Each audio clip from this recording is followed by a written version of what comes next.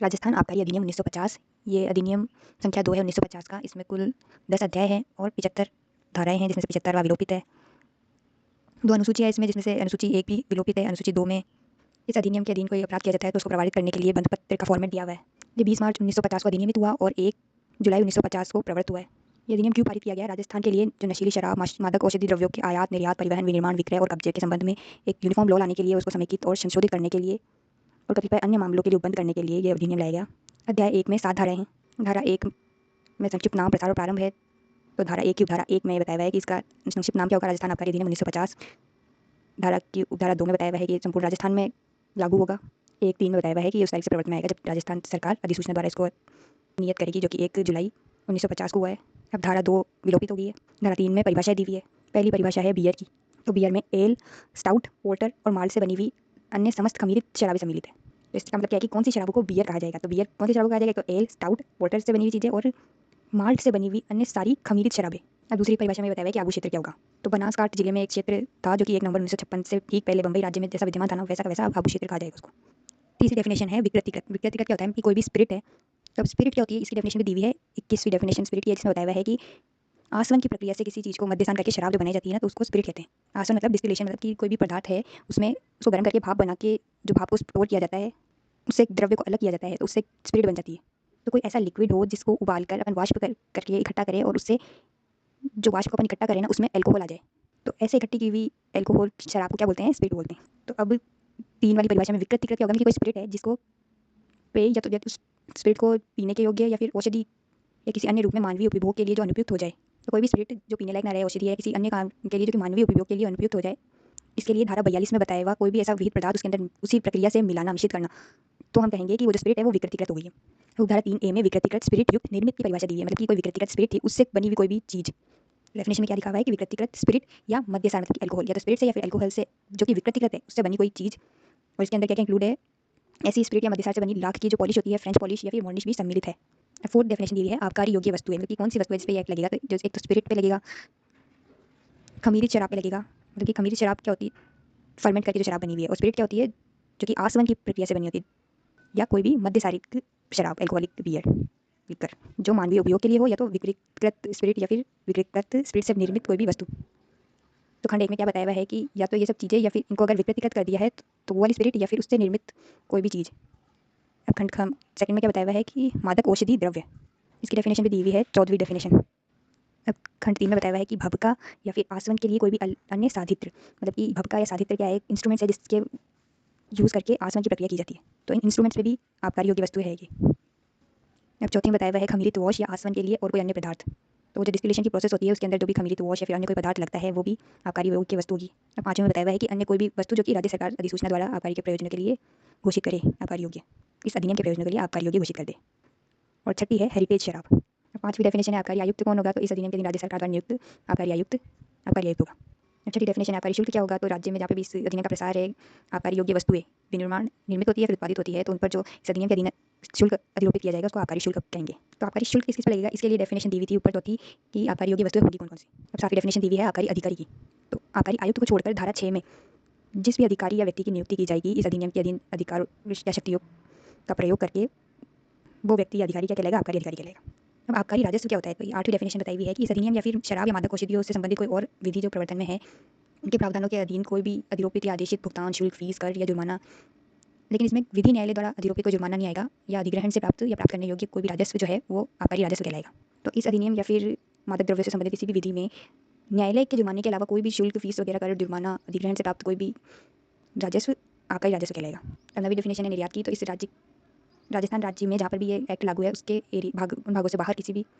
ले जाना, मतलब क्या ले जाना ये भी बताया हुआ नहीं, लेकिन जहाँ इस अधिनियम का प्रसार है वहाँ से बाहर कुछ ले जाना निर्यात कहलाएगा। अब 10वीं डेफिनेशन खमीरित शराब की दी हुई है। तो कोई भी ऐसी वाइन, पचारी या फिर खमीरित ताड़ी या अन्य कोई भी शराब जो कि राज्य सरकार समय समय पर खमीरित शराब घोषित कर दे। अब 11 और 12 लोपित है। 13 में बताया हुआ आयात क्या होगा? तो अब राजस्थान राज्य में जहाँ पर भी इस अधिनियम का प्रसार है उसमें कुछ भी लाना आयात कहलाएगा। तो राज्य के उन भागों में लाना अभिप्रेत है जिस पर इस अधिनियम का प्रसार है। और निर्यात क्या होता है? उन भागों से ले जाना जिस पर इस अधिनियम का प्रसार है। अब 14 में बताया कि मादक औषधि द्रव्य कौन कौन से होते हैं। तो एक पहला है हेम्प पौधे का, इसका वैज्ञानिक नाम होगा कोनोविस सतीवा। इनकी पत्तियां, छोटे डंठल, पुष्प, फल युक्त सिरे के कोई भी भाग और सीधी या गांजा के रूप में जाने वाली सब प्रकार की वस्तुएं। तो हेम्प क्या होता है? चरस। और सीधी या गांजा के रूप में जाने वाली और सारी वस्तुएं भी मादक औषधि द्रव्य है। दूसरे में बताया हुआ है चरस अर्थात हेम्प पौधे से प्राप्त राल अब राल मतलब कि कोई भी बचा खुचा हिस्सा जो कि जिसमें कोई भी और क्रिया नहीं करी गई है, उसके संवेष्टन या परिवहन के लिए आवश्यक जो क्रिया है उनसे भिन्न। अब संवेष्टन क्या होता है? पैकेजिंग या फिर ट्रांसपोर्ट करने के लिए जो भी आवश्यक हो, उससे अलावा और कोई क्रिया इस चरस की जो राल है उसमें नहीं की गई हो, तो ये औषधि द्रव्य है। अब तीसरा क्या बताया हुआ है कि ऊपर जो मादक औषधीय द्रव्य बताए हुए हैं उनसे बना हुआ कोई भी मिश्रण या फिर चाहे उस मिश्रण में कोई भी अमादक मतलब कि नेचुरल मटेरियल हो या फिर ना हो, मतलब मान लो कि कोई मादक औषधि है उसके साथ कोई अमादक चीज़ मिला के कोई मिश्रण बनाया गया है या फिर उस मिश्रण से तैयार किया गया कोई भी पेय जो मतलब इस मिश्रण को मिला के कोई पीने योग्य चीज़ बना दी गई है, तो वो भी मादक औषधि द्रव्य होगा। अब चौथा बताया हुआ है कि अन्य कोई भी मादक या स्वापक पदार्थ जिसे राज्य सरकार राज्यपत्र में अधिसूचना द्वारा औषधीय द्रव्य घोषित कर दे। लेकिन इसमें स्वापक औषधि द्रव्य एवं अन्य प्रभावित पदार्थ अधिनियम 1985 में जो परिभाषित किया गया है, अफीम, कोका की पत्तियां या फिर विनिर्मित औषधीय द्रव्य, इसको इंक्लूड नहीं करेंगे, क्योंकि इन तीनों चीज़ों के अलावा जो कि इस अधिनियम में बनाए गए हैं 1985 के में, इसके अलावा कोई भी जो राज्य पत्र में राज्य सरकार घोषित करे वो कहलाएगी औषधि द्रव्य, मादक औषधि द्रव्य। तो कंक्लूड करें तो ये 14वीं डेफिनेशन में मतलब चरस, गांजा, उसके कोई भी उससे कोई बना हुआ मिश्रण या फिर उस मिश्रण से बना हुआ कोई भी पेय या फिर राज्य सरकार जो भी अधिसूचना में जारी कर दे औषधीय द्रव्य घोषित करे उसको, इसके अंदर लेकिन अफीम, कोका, कोका की पत्तियां या फिर विनिर्मित औषधीय द्रव्य नहीं आएंगे, जो कि 1985 के स्वापक औषधि अधिनियम में बताए हुए हैं। चरस, गांजा, उसकी राल, उसका मिश्रण, उसके मिश्रण से बना पेय। अब चिरे हुए पोस्त डोडे क्या होते हैं? तो अफीम का जो पौधा होता है उसके मूल रूप में या फिर कटे कुचले या फिर चूर्ण चूर्णकृत किया हुआ ऐसा कैप्सूल जिसमें से रस निकाल लिया गया हो। तो या तो जैसा कि जैसा अफीम है उसको निचो के उसके अंदर का रस निकाल लो मूल रूप में से, या फिर उसको काट कुचल के या फिर पाउडर करके उसके अंदर से रस निकाल लेते हैं, तो वो जो कैप्सूल बनती है वो कहलाएगी चिरे हुए पोस्त डोडे। पंद्रहवीं डेफिनेशन है शराब की, तो इसमें क्या क्या होता है? कोई भी नशीली शराब और वाइन स्पिरिट, वाइन, ताड़ी, पचावर, बियर और कोई भी समस्त द्रव्य जिसमें मद्यसार हो, अल्कोहल हो या फिर मद्यसार से मिलकर बनते हैं। 15 में शराब की डेफिनेशन दी हुई है, तो इसमें इससे अभिप्रेत है नशीली शराब और इसमें वाइन स्पिरिट, वाइन, ताड़ी, पचावर, बियर और समस्त द्रव्य जिसमें मद्यसार या जो मद्यसार से मिलकर बनते हैं, ऐसा कोई पदार्थ जो कि राज्य सरकार समय समय पर राज्य पत्र में अधिसूचना द्वारा शराब घोषित कर दे। अब 16वीं डेफिनेशन मजिस्ट्रेट की है, इसमें प्रथम वर्ग मजिस्ट्रेट अभिप्रेत मजिस्ट्रेट से। अब 17वीं डेफिनेशन विनिर्माण की है, तो कोई भी प्राकृतिक या कृत्रिम प्रक्रिया जिसके द्वारा कोई भी आकारी योग्य वस्तु का या तो पूर्णतः या अंशतः उत्पादन या फिर तैयार किया जाना विनिर्माण कहलाता है, और इसके अंदर पुनरासवन, सम्मिश्रण या उसको रंगीन बनाने की प्रत्येक प्रक्रिया सम्मिलित है। पुनरासवन क्या है कि तो आप भाप बना के किसी चीज़ को आसवन करो, उसका पुनरासवन करना भी इसमें सम्मिलित है। सम्मिश्रण मतलब कि कोई भी चीज़ आप मिला रहे हो। 17 का हमें दी हुई डेफिनेशन शीरा की, मोलेसिस। ये क्या होता है कि कोई भी निर्वात कड़ाव प्रक्रिया, निर्वात मिल्क ढक के पकाना या फिर खुली कड़ाह प्रक्रिया के द्वारा गन्ने या गुड़ से शक्कर या खंड सारी शक्कर बनाने के अंतिम प्रक्रम में जो भी उत्पादित मात्र शराब जो बनती है ना उसको शीरा कहा जाता है। तो गन्ने या गुड़ से शक्कर या फिर खंड सारी शक्कर बनाते टाइम या तो उसको ढक कर बनाओ या फिर खुली कड़ाह प्रक्रिया से बनाओ, अंतिम प्रक्रम में जब उसका जो बचता है ना मात्र शराब, उसको शीरा कहते हैं। 18वीं डेफिनेशन है पचवई की। पचवई क्या होता है? खमीरित, खमीर मतलब फर्मेंट कर देते हैं जब चावल को या फिर मिलेट को या अन्य किसी अनाज को, चाहे उसमें कोई द्रव्य मिला हो या ना मिला हो, और उससे प्राप्त कोई भी द्रव्य जो चाहे तनुकृत हो या ना हो, तनुकृत मतलब कि मिक्स्ड अच्छे से डाइल्यूटेड हो या ना हो। 19वीं डेफिनेशन स्थान की, तो इसमें कोई भी ग्रह, भवन, दुकान, कमरा, बूथ, तंबू, जलियान, नाव, बेड़ा या फिर यान और अहाता सम्मिलित है। 20वीं डेफिनेशन बताया हुआ है कि विक्रय, इसमें विक्रय का क्या मतलब है कि दान से अन्यथा कोई भी अंतरण विक्रय है। अब 21वीं डेफिनेशन पहले भी देख ली थी, स्पिरिट से ऐसी भी कोई शराब अभिप्रेत है जो कि आसवन द्वारा मद्यसारित की गई हो। अब स्पिरिट जो है विकृतिकृत भी हो सकती है या नहीं भी हो सकती है। विकृतिकृत मतलब कि मानव उपभोग के लिए ना हो तो। 21A में राज्य या राज्य सरकार की डेफिनेशन दी हुई है, जो कि राज्य पुनर्गठन अधिनियम 1956 के अनुसार जो नया राजस्थान अभिप्रेत है उसकी धारा 10 में बताया हुआ है राजस्थान क्या होगा, वो राज्य या राज्य सरकार कहलाएगा। 21 का हमें भक्का की डेफिनेशन दी हुई है, तो भक्का में उसका कोई भी भाग, तो भक्का एक यंत्र होता है, तो भक्के के अंदर उसका कोई भी भाग भी सम्मिलित होगा, और आसवन या स्पिरिट के निर्माण के लिए अन्य कोई भी यंत्र अगर उपयोग में आता है तो वो भी भक्का ही कहलाएगा। अब 22 में बताई हुई है ताड़ी की डेफिनेशन, तो ताड़ वृक्ष से निकाला हुआ खमीरित या फिर अखमीरित रस ताड़ी कहलाएगा। तो इसमें बताई हुई बोतल में भरने की डेफिनेशन, तो विक्रय के प्रयोजन के लिए अगर कोई भी पात्र में से किसी बोतल, जार या फिर फ्लास्क या अन्य पात्र में भरना या अंतरण करना, चाहे इसके लिए विनिर्माण या परिशोधन की कोई प्रक्रिया काम में ली जाए या फिर ना ली जाए, कि ऐसे ही अगर आप कोई मतलब एक तो मैन्युफैक्चरिंग होती है और उसके एंड प्रोसेस में उसको बॉटल्स में भरा जाता है, लेकिन अगर कोई आप ऐसे भी कोई भी प्रोडक्ट को किसी पात्र में से बोतल में भर रहे हो तो भी उसको बोतल में भरना कहा जाएगा, और बोतल में किसी बोतल से किसी दूसरी बोतल में भरना भी, उन्हें बोतल में भरना भी बोतल में भरने के लिए। तो इसमें तोला की डेफिनेशन दी हुई है, तो इसमें 180 ट्राइग्रेन या फिर 11.638 ग्राम वजन अभिप्रेत है। तोला मतलब एक तोला मतलब 180 ट्राइग्रेन 11.638 ग्राम वजन। अब 25वीं डेफिनेशन है परिवहन की, तो राजस्थान राज्य के उन भागों में जहाँ पे इस अधिनियम का प्रसार है उस स्थान से एक दूसरे स्थान पर ले जाना परिवहन है, कि राजस्थान में एक स्थान से दूसरे स्थान पर जाना परिवहन है। अब आती है धारा 4, तो इसमें बताया हुआ है, पहली उदाहरण में बताया हुआ है कि राज्य सरकार राजपत्र में अधिसूचना द्वारा ये घोषित कर सकेगी कि कोई भी पदार्थ शराब है कि नहीं। इस अधिनियम या इस अधिनियम के किसी भाग के प्रयोजन के लिए कोई पदार्थ शराब है या नहीं, ये घोषित करने की शक्ति किसको है? राज्य सरकार को है। और दूसरी उदाहरण में बताया हुआ है कि राज्य सरकार समान रीति और समान प्रयोजनों के लिए भी घोषित करेगी कि कौन सी शराब देशी शराब है, कौन सी विदेशी। अब धारा 5 में बताया हुआ है कि राज्य सरकार राजपत्र में अधिसूचना जारी करके ये भी घोषित करेगी कि राज्य के समस्त क्षेत्र में या फिर किसी स्थानीय क्षेत्र में, तो किसी या तो साधारण खरीदारों के बारे में या तो फिर किसी विनिर्दिष्ट वर्ग के खरीदारों के बारे में, या तो किसी साधारण या फिर किसी विशेष अवसर के प्रयोजनों के लिए आबकारी योग्य वस्तु को कितनी मात्रा ऐसी होगी जो खुदरा बिक्री की सीमा होगी, कि कोई भी आबकारी योग्य वस्तु कितनी मात्रा में अगर बेची जा रही है किसी या तो पूरे राजस्थान के समस्त क्षेत्र में या फिर किसी स्थानीय क्षेत्र में, या तो साधारण खरीदारों को या किसी विनिर्दिष्ट वर्ग के खरीदारों को या तो किसी साधारण प्रयोजन के लिए या किसी विशिष्ट प्रयोजन के लिए कितनी मात्रा अगर बेची जा रही है तो उसको खुदरा बिक्री की मात्रा कहेंगे। ये घोषित कौन करेगा? राज्य सरकार करेगी। इसकी उपधारा 2 में बताया हुआ है कि अगर उपधारा 1 के अंतर्गत जो मात्रा बताई हुई है उससे अधिक मात्रा में अगर कोई विक्रय हो रहा है तो वो क्या हो जाएगा? थोक विक्रय समझा जाएगा। तो धारा 5 में बस ये बताया है कि राज्य सरकार तय करेगी कि कितनी मात्रा रिटेल सेल है, खुदरा बिक्री की मात्रा है, और अगर जो सेल खुदरा बिक्री की मात्रा से ऊपर की होगी वो थोक विक्रय समझा जाएगी। धारा 6 में बताया हुआ है कि अगर कोई भी आकार योग्य वस्तु किसी व्यक्ति की पत्नी, लिपिक या सेवक के कब्जे में है तो ये समझा जाएगा कि वो उसी व्यक्ति के कब्जे में है। और स्पष्टीकरण में ये बताया हुआ है कि लिपिक या सेवक की हैसियत से कोई अस्थायी रूप से या फिर किसी अवसर विशेष पर नियोजित व्यक्ति है तो वो भी इस धारा के लिए लिपिक या सेवक समझा जाएगा। अब धारा 7 सेविंग क्लोज व्यावृत्ति खंडन ये बताता है कि सीमा शुल्क अधिनियम को ये अधिनियम प्रभावित नहीं करेगा। सीमा शुल्क अधिनियम के उपबंध हो उसके नियम आदेशों पर इस अधिनियम का कोई प्रभाव नहीं पड़ेगा। अब अध्याय 2 में बताया हुआ है नियंत्रण और स्थापना की अधिकारियों का नियंत्रण किस पे किसका होगा और अधिकारियों की नियुक्ति के बारे में अध्याय है। धारा 8 में बताया हुआ है कि आबकारी विभाग का नियंत्रण, तो आबकारी विभाग का प्रशासन का नियंत्रण कौन करेगा? आबकारी आयुक्त करेगा, लेकिन ये राज्य सरकार के निर्देशों के अधीन रहते हुए। धारा 9 में बताया हुआ है 9(1) में क्या बताया हुआ है कि राज्य सरकार एक आबकारी आयुक्त की नियुक्ति करेगी और उतने अपर आबकारी आयुक्त की नियुक्ति करेगी जितने वो आवश्यक समझे। अब 9(1) में क्या बताया हुआ है कि राज्य सरकार और भी अधिकारियों की नियुक्ति कर सकती है। वो कौन-कौन से अधिकारी हो सकते हैं? जैसे कि संयुक्त आबकारी आयुक्त, उप आबकारी आयुक्त, जिला आबकारी अधिकारी, सहायक आबकारी अधिकारी और अन्य आबकारी अधिकारी। ये सारे अधिकारी उतनी संख्या में हो सकते हैं जितनी सरकार ठीक समझे। एक हमें बताया हुआ है कि धारा 1 और 1 में जो भी नियुक्त करेगा अधिकारी और अधिकारी के वर्ग है उनके द्वारा संपादित किए जाने वाले कर्तव्य और शक्तियों को राज्य सरकार विहित करेगी। अब धारा 9 की धारा 2 में बताया हुआ है कि राज्य सरकार आबकारी आयुक्त को इस अधिनियम के अधीन नियम बनाने की शक्ति को छोड़कर ऐसी शक्तियाँ जो राज्य सरकार को इस अधिनियम द्वारा प्रदत्त है आबकारी अधिकारी आयुक्त को प्रत्यायोजित कर सकती है। तो राज्य सरकार के नियम बनाने की इस अधिनियम के अधीन नियम बनाने की शक्तियों के अलावा कोई भी शक्ति जो इस अधिनियम में राज्य सरकार को प्राप्त है वो आयुक्त को प्रत्यायोजित कर सकती है। और धारा 3 में बताया हुआ है कि राज्य सरकार आबकारी आयुक्त को प्राधिकृत कर सकती है कि वो आयुक्त को जो इस अधिनियम के अधीन शक्तियाँ दी हुई है ना वो अपने किसी अधीनस्थ को प्रत्यायोजित कर सके। धारा 9 का हमें अपीलों और पुनरीक्षण के प्रावधान किए हुए हैं। तो खंड का हमें पहले खंड में बताया हुआ है, धारा 1 के खंड का में बताया हुआ है कि आबकारी अधिकारी द्वारा पारित कोई भी आदेश होगा तो उसकी अपील आबकारी आयुक्त को होगी। और खंड का में बताया हुआ है कि आबकारी आयुक्त द्वारा जो भी आदेश पारित किए जाएंगे उसकी अपील होगी राजस्थान मूल्य परिवर्तन कर अधिनियम 2003 के धारा 88 के अधीन जो राजस्थान कर बोर्ड की खंडपीठ गठित की जाएगी उसमें होगी आयुक्त के आदेशों की अपील। लेकिन आयुक्त ने जो अगर आबकारी अधिकारी की अपील में जो आदेश पारित किया ना उसकी अपील नहीं होगी, लेकिन आबकारी आयुक्त के जो मूल आदेश होंगे उनकी अपील जाएगी राजस्थान कर बोर्ड के पास। अब राजस्थान वैल्यू एडेड टैक्स अधिनियम जो है इसका कोई वैल्यू है भी या नहीं ये होती है कि नहीं। अब जीएसटी एक्ट आ गया तो उसके बाद क्या सिचुएशन है ये तो पता नहीं, लेकिन एक्ट में तो ये प्रोविजन दिया हुआ है तो राजस्थान कर बोर्ड को जाएगी आयुक्त के आदेशों की अपील। अब धारा 2 बताती है, धारा 1 में जो भी अपीलें है वो 60 दिन पारित आदेश के 60 दिन के भीतर की जानी चाहिए। और धारा 3 में बताया हुआ है कि आबकारी आयुक्त या फिर राजस्थान कर बोर्ड की जो खंडपीठ अपील में विनिश्चय करेगी ना वो अंतिम होगा, सिवाय उसका धारा 4 में पुनरीक्षण किया जाए। तो मतलब कि अपील में जो आयुक्त निर्णय दे देगा या फिर राजस्थान कर बोर्ड जो निर्णय दे देगी वो अंतिम होगी, बस उसका पुनरीक्षण किया जा सकता है धारा 4 में। धारा 4 में बताया हुआ है कि राजस्थान कर बोर्ड की खंडपीठ आबकारी आयुक्त द्वारा जो अपील पर आदेश पारित किया गया उसका पुनरीक्षण कर सकेगा। मतलब कि बोर्ड ने अगर अपील में कोई विनिश्चय पारित कर दिया तो उसका तो फाइनल होना तय है, लेकिन अगर आबकारी आयुक्त ने अपील में अगर कोई पारित किया है आदेश तो उसका पुनरीक्षण बोर्ड में होगा। परंतु में बताया हुआ है कि कोई भी अपील तब तक ग्रहण नहीं की जाएगी जब तक कि जो कि जिस आदेश जिसके विरुद्ध अपील की जा रही है उसमें जो स्पष्ट की गई मांग उसका 25% रकम के संदाय का आपके पास कोई भी समाधानप्रद सबूत ना हो। मतलब कि आपको पहले 25% अमाउंट जमा कराना पड़ेगा तब जाके आप अपील कर सकते हो उस ऑर्डर की, और उसका प्रूफ होना चाहिए आपके पास कि आपने रकम जमा करा दी। धारा 5 में बताया हुआ है कि आलोच्य आदेश के विरुद्ध 30 दिन की अवधि के बाद धारा 4 में निगरानी पेश नहीं की जाएगी। मतलब जो बोर्ड है वो आयुक्त की अपील में पास किए हुए आदेश से पुनरीक्षण तब तक नहीं करेगा जब तक आपने उसको 30 दिन में आवेदन ना कर दिया। धारा 9 में सिविल न्यायालयों की अधिकारिता का वर्णन किया हुआ है। उसके खंड का में बताया हुआ है कि सिविल न्यायालय जो है वो क ख में बताए हुए किसी भी प्रकार के वाद या कार्रवाई को ग्रहण नहीं करेगा। क्योंकि खंड का में क्या बताया हुआ है कि किसी अधिकारी जो कि अधिकारी द्वारा पारित कोई आदेश जो उसको पारित करने के लिए वो अधिकारी इस अधिनियम में सक्षम था। और खंड ख में बताया हुआ है कि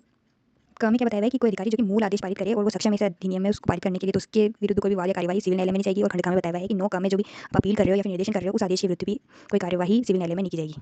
अब धारा 10 में राज्य सरकार को अधिकारी को नियुक्त और शक्तियाँ प्रदान करने की शक्ति दी हुई है। राज्य सरकार क्या कर सकती है? खंड ख में बताया हुआ है कि किसी भी अधिकारी को अध्याय 8 में वर्णित किसी भी कार्य को करने के लिए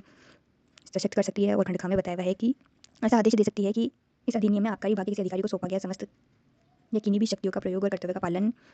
इस अधिनियम के उपबंधों के अधीन रहते हुए कोई भी आबकारी विभाग से भिन्न विभाग का कोई भी अधिकारी जो है या फिर कोई अन्य व्यक्ति उन शक्तियों और कर्तव्यों का पालन कर सकेगा। तो खंड ख में क्या बताया हुआ है कि किसी अधिकारी को राज्य सरकार सशक्त कर सकती है अध्याय 8 में बताए हुए कार्यों को करने के लिए। और खंड ख में बताया हुआ है कि इस अधिनियम के अधिकारियों के अलावा भी किसी अधिकारी या किसी व्यक्ति को शक्तियाँ प्रदान कर सकती है राज्य सरकार इस अधिनियम के कर्तव्य का पालन करने के लिए। अब धारा 10 क में बताया हुआ है कि जांच चौकी की स्थापना कौन करेगा और मामलों का निरीक्षण कैसे किया जाएगा। तो धारा 1 में बताया हुआ है कि आबकारी आयुक्त आबकारी शुल्क के अपवंचन और वंचन का निवारण, अपवंचन लगी कोई भी शुल्क देने से रह न जाए तो इसका निवारण करने के लिए और जांच पड़ताल करने के लिए राजपत्र में अधिसूचना जारी कर सकेगा। और ऐसे स्थानों और ऐसी कालावधि के लिए इस अधिसूचना के द्वारा जांच चौकियों की स्थापना कर सकेगा, इस स्थापना के निर्देश देगा। अब इस जांच चौकियों में जो अधिकारी और पदाधिकारी होगा वो उस जांच चौकी का प्रभारी होगा जो कि क्या करेगा? दस्तावेजों का निरीक्षण करेगा और माल का निरीक्षण करेगा। तो उस जांच चौकी पर उसकी शक्तियों का प्रयोग कर सकेगा। तो ऐसे अधिकारी पदाधिकारी क्या होगा? उस चौकी का प्रभारी कहलाएगा। उदाहरण 2 क्या बताती है कि उदाहरण 1 में चाहे कुछ भी लिखा हुआ हो आयुक्त के पास ये शक्ति है कि वो राज्य सरकार के किसी अन्य विभाग द्वारा स्थापित किसी भी जांच चौकी को राजपत्र में अधिसूचना द्वारा इस अधिनियम के प्रयोजन के लिए जांच चौकी घोषित कर सकता है। और उस जांच चौकी में प्रभारी के रूप में कार्य करने के लिए किसी अधिकारी पदाधिकारी को नियुक्त कर सकेगा। उपधारा 3 में बताया हुआ है कि आबकारी योग्य वस्तु को ले जाने वाला कोई भी यान या वाहन का ड्राइवर जो है वो खंड का में बताया हुआ है कि अनुज्ञा पत्र, पास, बिल, बिल्टी उसके साथ लेकर चलेगा और जांच खंड का में बताया हुआ है कि जांच चौकी पर यान या वाहन को रोकेगा और खंड खा में बताया हुआ है कि प्रभारी को निरीक्षण के लिए सारे दस्तावेज प्रस्तुत करेगा और खंड में बताया हुआ है कि आबकारी योग्य वस्तु का निरीक्षण करने देगा चौकी के प्रभारी को। अब इसका स्पष्टीकरण में ये बताया हुआ है कि यान या वाहन से क्या अभिप्राय है। इस धारा के प्रयोजन के लिए एक बिंदु से दूसरे बिंदु तक ले जाने के लिए पशु को सम्मिलित करते हुए परिवहन का कोई भी साधन सम्मिलित है। क्योंकि यान या वाहन क्या होगा, कोई भी परिवहन का साधन होगा जो एक स्थान से बिंदु से दूसरे बिंदु तक माल को पहुंचाता है। इसके अंदर इंक्लूड होगा जैसे कि पशुओं से, जैसे कि बैलगाड़ी या फिर गधा गाड़ी से जो चीज़ें माल ले जाया जाता है उसको भी इंक्लूड किया हुआ है यान या वाहन में। अध्याय 3 आयात निर्यात और परिवहन से संबंधित है। इसकी धारा 11 के अनुसार कोई भी आबकारी योग्य वस्तु जो है उसका आयात तब तक नहीं किया जाएगा जब तक कि पहला तो राज्य सरकार की अनुमति प्रदान, साधारण या विशेष अनुमति प्रदान नहीं कर दी जाती है, और दूसरा है कि ऐसी शर्तों को जो कि राज्य सरकार अधिरोपित कर दे पूरा न किया जाए, और तीसरा है धारा 28 में जो अधिरोपित शुल्क है या तो उसको अदा नहीं कर दिया जाए या फिर उसको अदा करने के लिए बंद पत्र निष्पादित न कर दिया जाए। ये तीनों कंडीशन जब पूरी होगी तब जाके आप आबकारी योग्य वस्तु का आयात कर सकते हो। धारा 12 में बताया हुआ है कि कब आबकारी योग्य वस्तु का निर्यात या फिर परिवहन मतलब राजस्थान के क्षेत्र में कहीं पे भी कहीं से भी कहीं पे इस वस्तु को ले जाना है या ले आना है सब, और निर्यात मतलब कि राजस्थान में से बाहर किसी क्षेत्र को आबकारी योग्य वस्तु पहुंचाना। तो ये दोनों कब तक नहीं किया जा सकता, जब तक कि धारा 28 में बताए हुए शुल्क को या तो भुगतान न कर दिया जाए या तो फिर उसको भुगतान करने का बंद पत्र न निष्पादित कर दिया जाए, और दूसरा कंडीशन है कि ऐसी शर्तें जो कि राज्य सरकार अधिरोपित कर दे और पूरी नहीं कर दी जाए वो जब तक ऐसा निर्यात और परिवहन नहीं किया जाएगा। धारा 13 के खंड का में बताया हुआ है कि राज्य सरकार अधिसूचना से एक तो किसी भी आबकारी योग्य वस्तु का किसी राजस्थान के किसी क्षेत्र में या उसके किसी भाग में आयात और निर्यात को प्रतिषेध कर सकती है। खंड का में बताया हुआ है कि आबकारी वस्तु का परिवहन भी प्रतिषेध कर सकती है राज्य सरकार। अब धारा 14 में बताया हुआ है कि आबकारी योग्य जो वस्तु होती है उनका आयात निर्यात या परिवहन अगर आपको करना है और किसी ऐसी मात्रा से अधिक मात्रा में आपको करना है जो कि राज्य सरकार राजपत्र में अधिसूचना द्वारा बता दे कि किसी साधारणतः या तो राज्य के पूरे क्षेत्र में या फिर किसी स्थानीय क्षेत्र में ऐसी मात्रा से अधिक मात्रा में अगर किसी वस्तु का आयात निर्यात या परिवहन करना है तो उसके लिए पास जरूरी होगा, और ये पास अगली वाली धारा में बताया हुआ है कि कौन देगा। उसके परंतु में बताया हुआ है कि जब तक राज्य सरकार अन्यथा निर्देश न दे दे, अगर आपके पास कोई निर्यात का पास है जो कि एक सक्षम अधिकारी ने जारी किया है और आपने उस निर्यात के पास के अधीन कोई आबकारी योग्य वस्तु या फिर मादक औषधि द्रव्य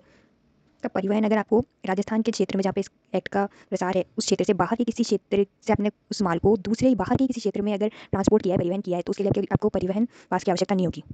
तो मतलब आपने कोई निर्यात किया है जो कि पास था आपके पास, उससे किया, राजस्थान से बाहर निर्यात किया, अब उस बाहर गए हुए माल को ही आपको राजस्थान के बाहर ही किसी और जगह पे पहुंचाना है, तो आप अगर राजस्थान से होकर वो माल जा रहा है लेकिन बाहर के बाहर ही जा रहा है तो उसको परिवहन पास की जरूरत नहीं होगी। लेकिन राज्य सरकार जब तक निर्देश दे देगी तो उसके लिए भी जरूरत होगी। धारा 15 में बताया है कि आयात निर्यात और परिवहन के लिए पास देगा कौन, तो ये पास देगा आबकारी आयुक्त द्वारा दिया जाएगा या तो इस निमित्त समग्र रूप से सशक्त कोई आबकारी अधिकारी, और ये पास उस निर्बंधों के अधीन दिया जाएगा जो कि राज्य सरकार अधिरोपित कर दे।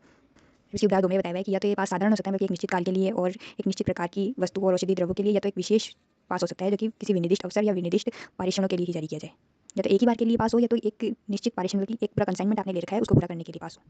अब अध्याय 4 विनिर्माण, कब्जा और विक्रय से संबंधित है। धारा 16 में बताया हुआ है कि कोई भी व्यक्ति जो है आयुक्त या फिर उसके द्वारा अधिकारी को अगर कोई नियुक्त किया हुआ है तो उनके द्वारा अनुगत किसी अनुज्ञप्ति के बिना और उस अनुज्ञप्ति की शर्तों के बिना ना तो किसी आबकारी योग्य वस्तु का विनिर्माण करेगा, ना तो दूसरी बात हेम्प पौधे की खेती भी नहीं करेगा, हेम्प पौधा की चरस की या फिर हेम्प पौधे के ना हेम्प पौधे का कोई ऐसा भाग जिससे कि मादक औषधि द्रव्य का विनिर्माण किया जा सकता है उसको संग्रहित करेगा। ना शराब विक्रय के लिए बोतल नहीं भरी जाएगी, ताड़ी की वृक्ष से रस नहीं निकाला जाएगा, ताड़ी के वृक्ष से ताड़ी नहीं निकाली जाएगी, और ना ही कोई आबकारी योग्य वस्तु का विनिर्माण के प्रयोजन के लिए कोई भी पदार्थ, भपका, बर्तन, औजार, उपकरण या कोई भी पात्र ना तो उपयोग में लाएगा और ना उसके कब्जे में रखेगा। इन सब काम को करने के लिए अनुज्ञप्ति की आवश्यकता होगी। अब धारा 2 में बताया हुआ है कि अनुज्ञप्ति के प्राधिकार के बिना और उसकी शर्तों के अन्यथा ना तो कोई आसवनी, न मध्य निर्माणशाला और घट भपका ना तो बनाया जाएगा और ना ही चलाया जाएगा। तो आसवनी वही स्टरलाइजेशन के लिए जो भी यंत्र होते हैं, घट भपका या फिर ना तो शराब के लिए जो विनिर्माणशाला होती है ना तो बनाई जाएगी ना ही चलाई जाएगी। धारा 17 में बताया हुआ है कि कोई भी आसवनी या भंडारगृह जो है वो राज्य सरकार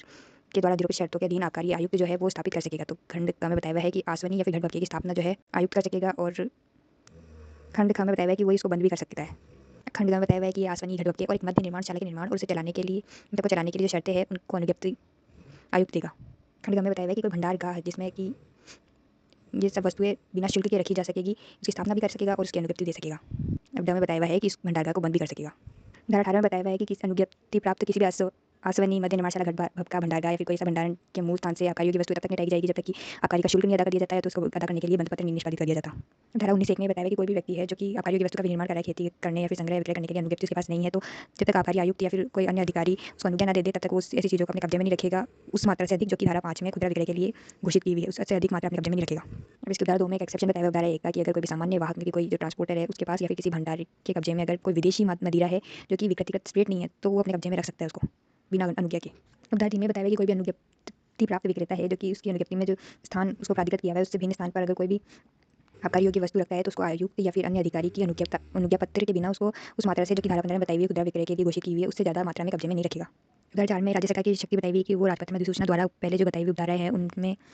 कुछ भी होते हुए किसी व्यक्ति या किसी व्यक्ति के वर्ग को अपवादों के अधीन रहते हुए तो पूरे राजस्थान में उसके किसी निर्दिष्ट क्षेत्र में आकारियों की वस्तु को या तो पूर्णतः या शर्तों के अधीन रहते हुए कब्जे में रखा जाना प्रतिष्ठित या फिर निर्बाधित कर सकेगी। अब धारा 20 में ये बताया हुआ है कि बिना अनुज्ञप्ति के कोई भी आकारियों की वस्तु का विक्रय नहीं करेगा, लेकिन इसका परंतु है कि हेम्प पौधे का अगर कोई भी खेती या संग्रह करने के लिए अनुज्ञप्त है व्यक्ति तो वो उस पौधे के ऐसे भागों का जिससे कि उस मादक की औषधि द्रव्यों का विनिर्माण हो सकता है विक्रय किसी ऐसे व्यक्ति को कर सकता है जो कि व्यापार करने के लिए अनुज्ञप्त है, या किसी ऐसे अधिकारी को उसका विक्रय कर सकता है जो कि विक्रय के आबकारी आयुक्त प्राधिकृत करे। तो अगर आप खेती या संग्रह कर रहे हो हेम्प पौधे का और आपके पास उसकी अनुज्ञप्ति है तो आप किसी अन्य व्यक्ति को जिसको व्यापार करने की अनुज्ञा है या तो किसी अधिकारी को जिसको प्राधिकृत किया है आयुक्त ने उसको आप उस चीज़ का विक्रय कर सकते हो बिना विक्रय की अनुज्ञप्ति के। उदाहरण 2 में बताया हुआ है कि राजस्थान राज्य में एक से अधिक जिलों में अगर आपको विक्रय की अनुज्ञप्ति प्राप्त करनी है तो उसके लिए पहले राज्य सरकार का अनुमोदन चाहिएगा। उदाहरण 3 में एक और एक्सेप्शन बताया हुआ है कि अगर कोई भी व्यक्ति है जो कि विदेशी शराब का विक्रय कर रहा है जो कि उसके निजी उपयोग के लिए वैध रूप से प्राप्त की थी और वो उस स्टेशन को छोड़कर जा रहा है या फिर उसकी मृत्यु हो गई है उसके पश्चात उसकी ओर से और उसके हित प्रतिनिधि द्वारा विक्रय या फिर नीलाम किया जा सकेगा।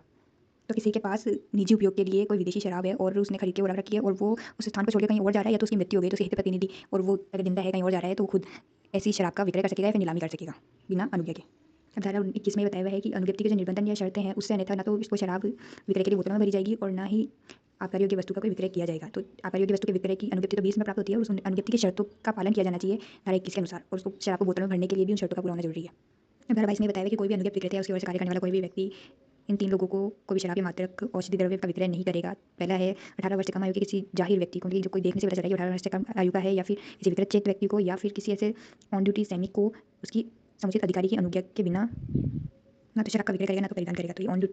ऑन ड्यूटी पर तैनात वर्दीधारी सैनिक है जो कि उसको देख के पता चलेगा कि हाँ सैनिक है तो उसके अधिकारी की अनुज्ञा चाहिए रहेगी पहले, तब जाके आप उसको सप्लाई कर सकते हो।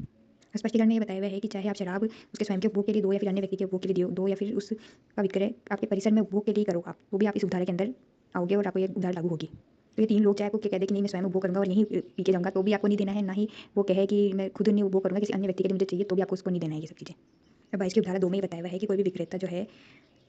शराब या मादक औषधि द्रव्य का विक्रय परिधान चाहे पूर्णतः या फिर अंशतः गहनों, कपड़ों, शस्त्रों, गृहस्थी के बर्तनों से विनिमय नहीं करेगा। मतलब कि जो नशेड़ी लोग होते हैं वो क्या घर के गहने, कपड़े, शस्त्र, मतलब कि कोई सैनिक है तो अगर वो शस्त्र देके कर रहा है तो आपसे कोई उससे विनिमय नहीं करना है, ना तो पूर्णतः ना तो अंशतः, आपको मतलब कि पैसे लेने हैं। धारा 23 की धारा 1 में बताया हुआ है कि 18 वर्ष से कम आयु के कुष्ठ रोग से ग्रस्त या फिर संक्रामक रोग से ग्रस्त किसी व्यक्ति को आप नियोजित नहीं करोगे पारिश्रमिक के बदले या फिर बिना पारिश्रमिक के ऐसे स्थान पर आपके परिसर के जहाँ पर जनता को उपभोग के लिए शराब या स्पिरिट दी जाती है और आपके कार्य के घंटों के दौरान इन लोगों को आप नियोजित नहीं करोगे। अब धारा 2 में बताया हुआ है कि अगर आपको अपने परिसर में आपका परिसर ऐसा है जहाँ पे विदेशी शराब का विक्रय होता है और उस परिसर में आपको अगर किसी स्त्री को नियोजित करना है तब जबकि आपका परिसर कारोबार के घंटों में जब खुला रहता है तो उसके लिए आपको पहले आयुक्त की या फिर उसके द्वारा सशक्त किसी अधिकारी की अनुमति लेनी पड़ेगी लिखित में। ये नियोजन या तो पारिश्रमिक सहित भी हो सकता है बिना पारिश्रमिक के भी हो सकता है, तो भी आपको अनुज्ञा लेनी पड़ेगी इन लोगों की। उदाहरण 3 में बताया कि उदाहरण 2 में अगर कोई अनुज्ञा दी जाती है तो आपकी जो लाइसेंस है ना अनुज्ञप्ति उस पर इस चीज़ का प्रश्नांकन किया जाएगा और मान लो अगर इसका कोई रूपांतरण किया जाना है या फिर वापस ली जानी है तो वो भी इस पर मेंशन किया जाएगा आपके लाइसेंस पे। तो आपके लाइसेंस पे इस ऐसी अनुज्ञा का प्रश्नांकन किया जा सकेगा, उसमें कोई बदलाव किया जा सकेगा और वापस भी लिया जा सकेगा आपसे ये अनुज्ञा।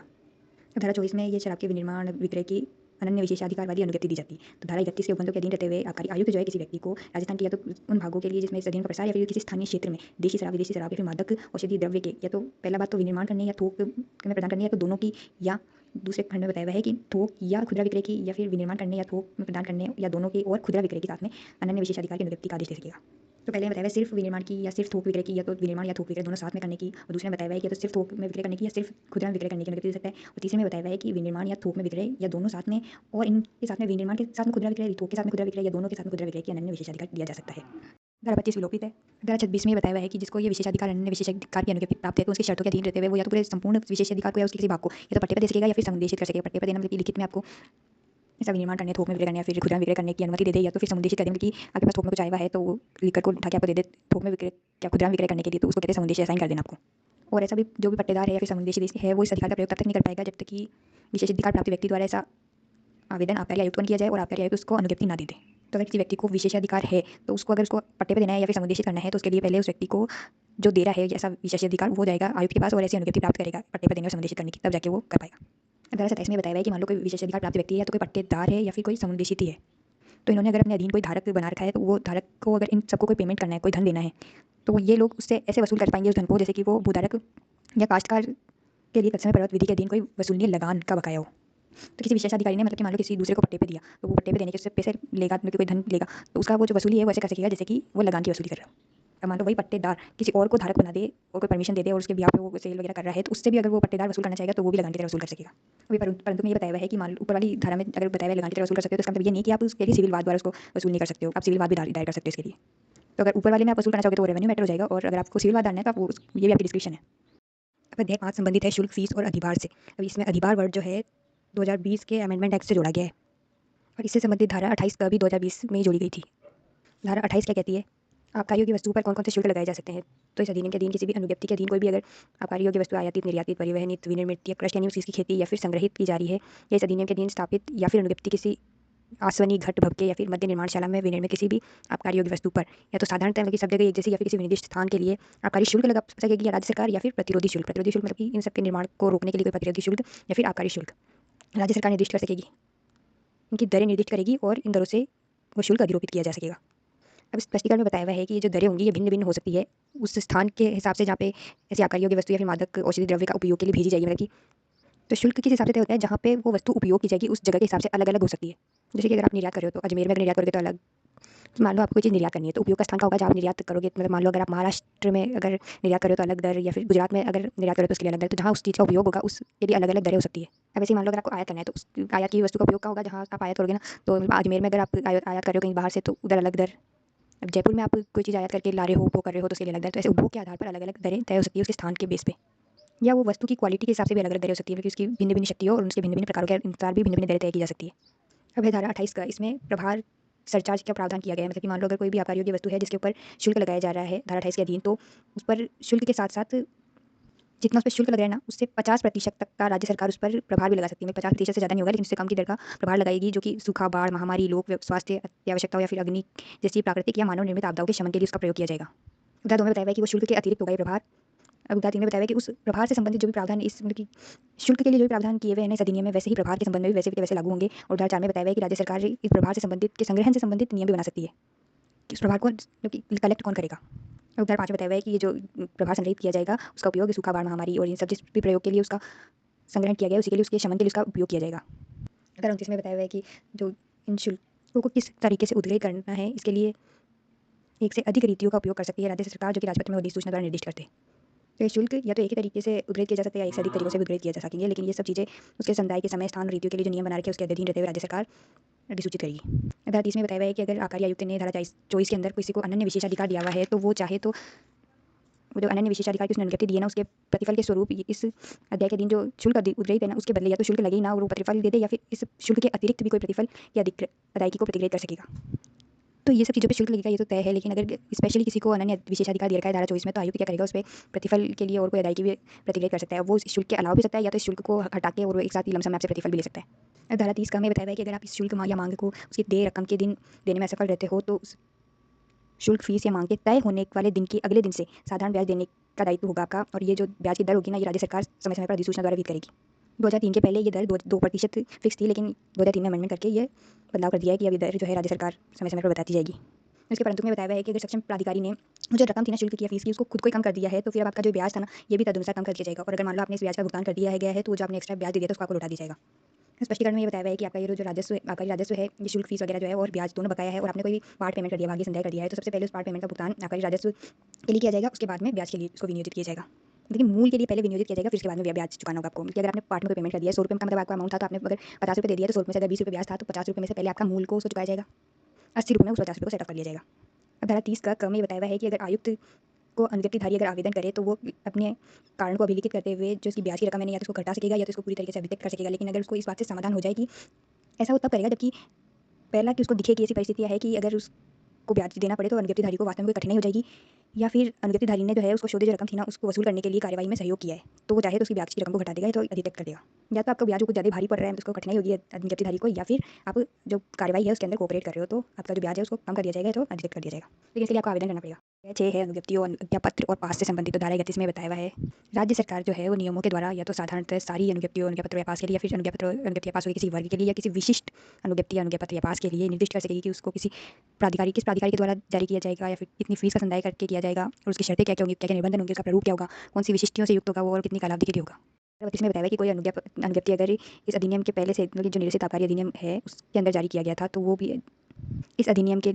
अधीन जारी किया हुआ समझा जाएगा और उतनी काल अवधि के लिए जारी रहेगा जितने के लिए वो दिया गया है, जब तक कि इस अध्याय के अधीन उसका या तो पूर्णतः रद्द नहीं किया जाए या तो निलंबित, प्रत्याहृत या फिर अभ्यर्पित न किया जाए। मतलब पुराने अधिनियम में अगर कोई अनुज्ञप्ति जारी की गई थी तो वो भी इस अधिनियम के अधीन जारी की हुई समझी जाएगी। अब धारा 33 ये बताती है कि अगर कोई प्राधिकारी ये जो अनुज्ञप्ति जारी कर रहा है तो वो अनुज्ञप्ति प्राप्तकर्ता से ये आशय की ये अपेक्षा कर सकता है कि वो एक प्रतिलेख करार निष्पादित करे। प्रतिलेख करार क्या है कि अनुज्ञप्ति तो वो दे देगा तो आपके पास प्रूफ है कि हाँ ये अनुज्ञप्ति जारी होगी, तो आपसे भी अपेक्षा कर सकता है कि वो आप भी एक काउंटर पार्ट करार करके उसको दो जिसमें कि आपसे प्रतिभूति देने की अपेक्षा कर सकता है या फिर प्रतिभूति के बदले कोई राशि जमा करने की अपेक्षा कर सकता है वो।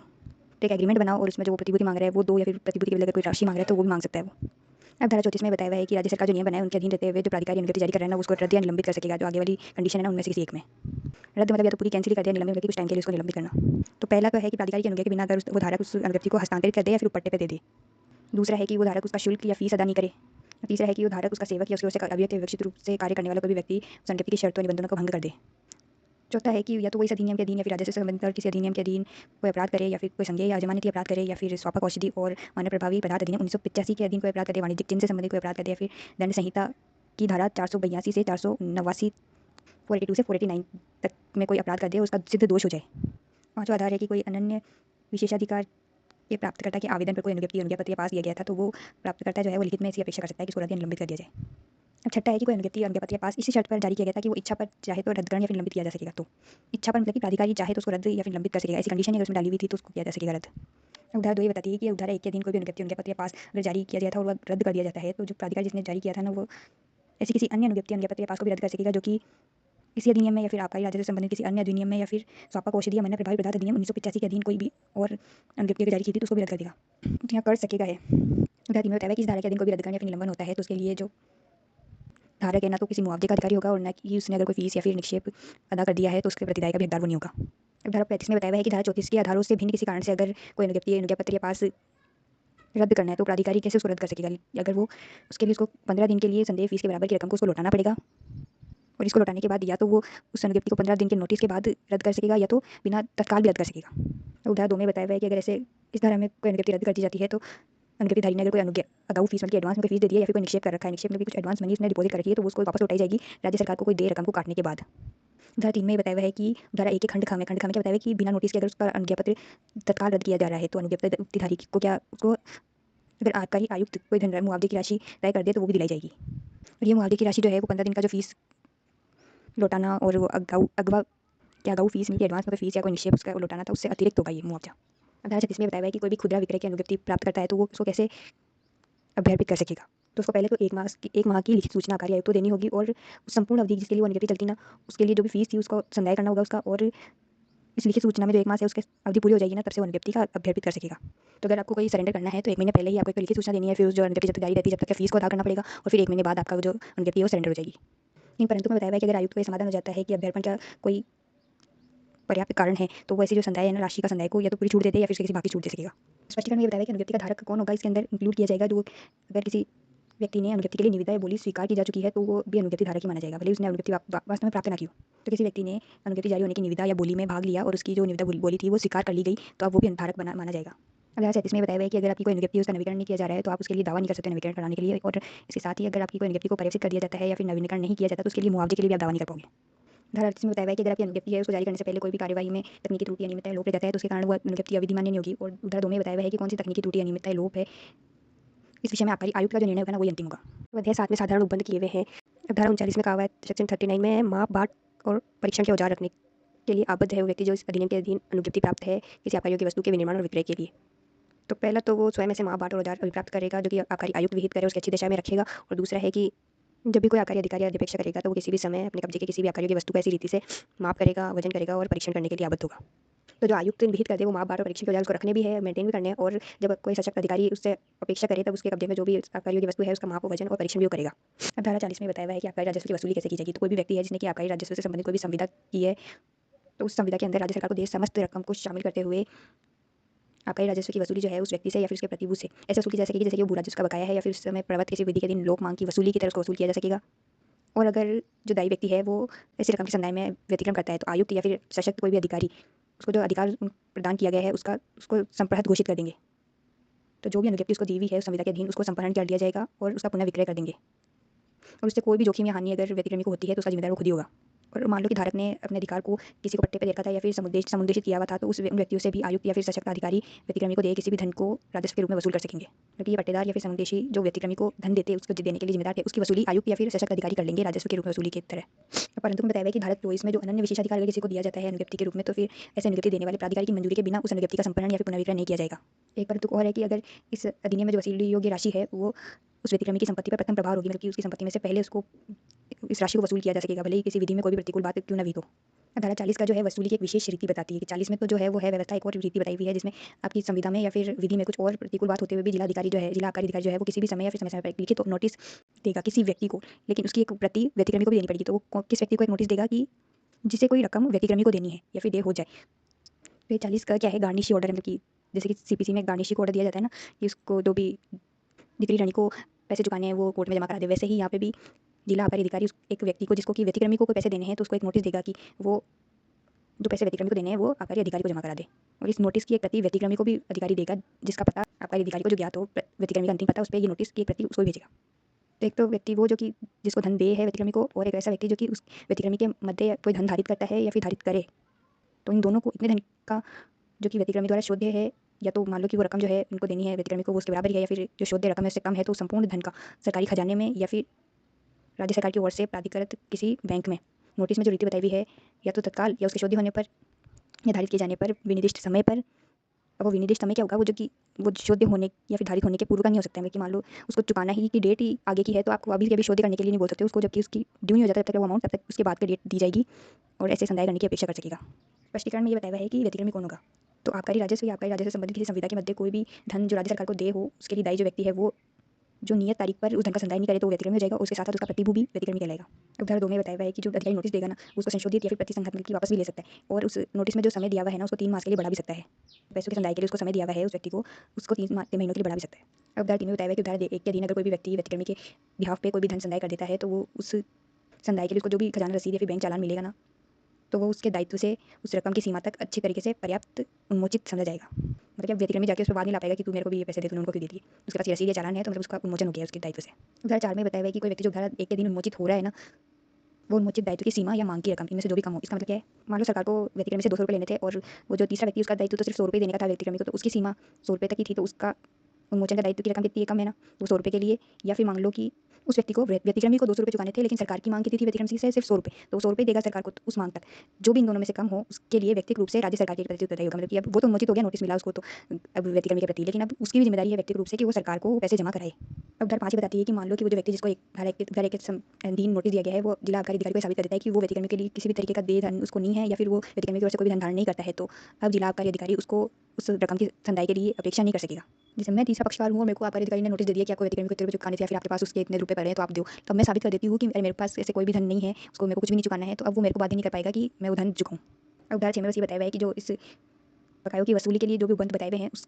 पर प्रतिकूल प्रभाव डाले बिना ये उपबंध है, कि ये एक्स्ट्रा में है, बाकी के तरीकों से भी आप बकायों की वसूली कर सकते हो। उदाहरण 41 में राज्य सरकार को शक्ति दी हुई है कि वो इस अधिनियम या फिर आबकारी राजस्व से संबंधित किसी भी अन्य अधिनियम के उपबंधों को कार्यान्वित करने के लिए नियम बना सकेगी। उदाहरण 1 में तो ये बताया हुआ है, उदाहरण 2 में स्पेसिफिकली बताया हुआ है कि किस टॉपिक पे वो नियम बना सकेगी। तो उदाहरण 2 की क में बताया हुआ है कि आबकारी आयुक्त अगर अपनी शक्तियों का प्रत्यायोजन कर रहा है किसी को, तो उसका विनियमन करने के लिए नियम बना सकेगी। आबकारी अधिकारियों की शक्तियों और कर्तव्यों को विहित करने वाले नियम वो रीति विहित कर पाएगी जिसमें आबकारी आयुक्त को अपील की जाएगी। आबकारी योग्य वस्तु शीरा चिरे हुए पोस्त डोडे के आयात निर्यात परिवहन और कब्जे को विनियमित करने के नियम वो नियम बना सकेगी कि किस कालावधि के लिए, किस परिक्षेत्र के लिए और किन व्यक्तियों को थोक या फिर खुदरा विक्रय के लिए अनुमतियाँ दी जाएगी। किसी विशिष्ट परिक्षेत्र में कोई भी अनुमति देने से पहले कोई प्रक्रिया का अनुसरण किया जाना है या फिर कोई मामले है जिनका विनिश्चय पहले किया जाना है, तो ये नियत कर सकेगी। किसी व्यक्ति या किसी व्यक्ति के वर्ग को आबकारी योग्य वस्तु के विक्रय को प्रतिषेध करने के लिए नियम बना सकेगी। साक्षियों को खर्चा या फिर धारा 44 के अंदर अगर किसी को गलत रूप से गिरफ्तार कर लिया गया है या फिर इस अधिनियम में दंडनीय किसी अपराध के लिए मजिस्ट्रेट के समक्ष आरोपित किया गया लेकिन उसको दोषमुक्त कर दिया, तो उसका जो समय की हानि हुई तो उसका मुआवजा देने के लिए नियम बना सकेगी। धारा 44 में ये बताया हुआ है कि अगर कोई साक्षी दूर के स्थानों पर है तो उसको समन करने के लिए आबकारी अधिकारी की क्या शक्ति होगी, इसके नियम बना सकेगी। धारा 50 में अगर कोई भी आबकारी अधिकारी है जिन्हें और जिस रीति से कोई सूचना सहायता दी जानी है उसकी घोषणा कर सकेगी। अब कोई अनुज्ञप्ति धारक है वो अपने कारोबार में सहायता के लिए किसी व्यक्ति को या किसी व्यक्ति के वर्ग को नियोजित नहीं करे, इसको प्रतिषिद्ध करने के लिए नियम बना सकेगी।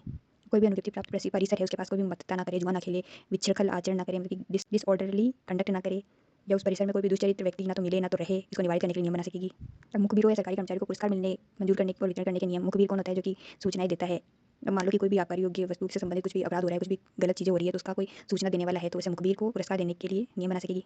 कोई भी ऐसा विज्ञापन के मुद्रण प्रकाशन या फिर प्रदर्शन को प्रतिषेध करने के लिए नियम बना सकेगी जिसके अंदर मादक पदार्थों की अनुशंसा की हुई है, उसको उपयोग करने का अनुरोध किया हुआ है, उसको देने के लिए प्रस्ताव किया गया है, या फिर किसी व्यक्ति को, किसी वर्ग को या जनसाधारण को इस अधिनियम के अधीन कोई अपराध करने के लिए या फिर किसी नियम का या फिर आदेश का भंग करने के लिए उकसाया गया है, या फिर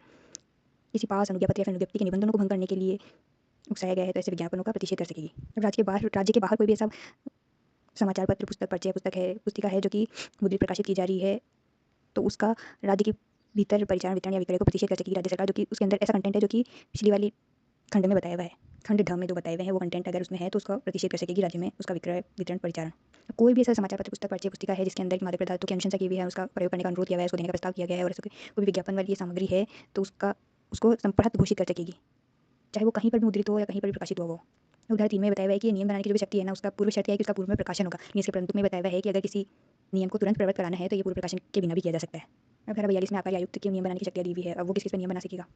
तो आबकारी आयुक्त क्या है? राज्य सरकार की पूर्व मंजूरी से खंड का में बताया हुआ है कि इसका उपखंड 1 बताता है कि आबकारी की वस्तु या फिर औषधि द्रव्य के विनिर्माण, प्रदाय, भंडारण, विक्रय के लिए किसी भी स्थान का परिनिर्माण, उसमें परिवर्तन, उसमें मरम्मत, निरीक्षण, पर्यवेक्षण, प्रबंधन, नियंत्रण और उसमें फिटिंग्स, औजारों या यंत्र का रखरखाव करने के लिए विनियम बना सकता है। हेम्प यानी कि चरस के पौधे की खेती कैसे की जाएगी इसका नियम बना सकता है। हेम्प पौधे के प्रभावों के संग्रहण के लिए और उससे मादक औषधि द्रव्य बनाने को विनियमित कर सकेगा। एक तो संग्रहण और उसके मादक औषधि द्रव्य विनिर्माण को विनियमित कर सकेगा। और विक्रय के प्रयोजनों के लिए शराब को बोतलों में कैसे भरा जाएगा इसको विनियमित कर सकेगा।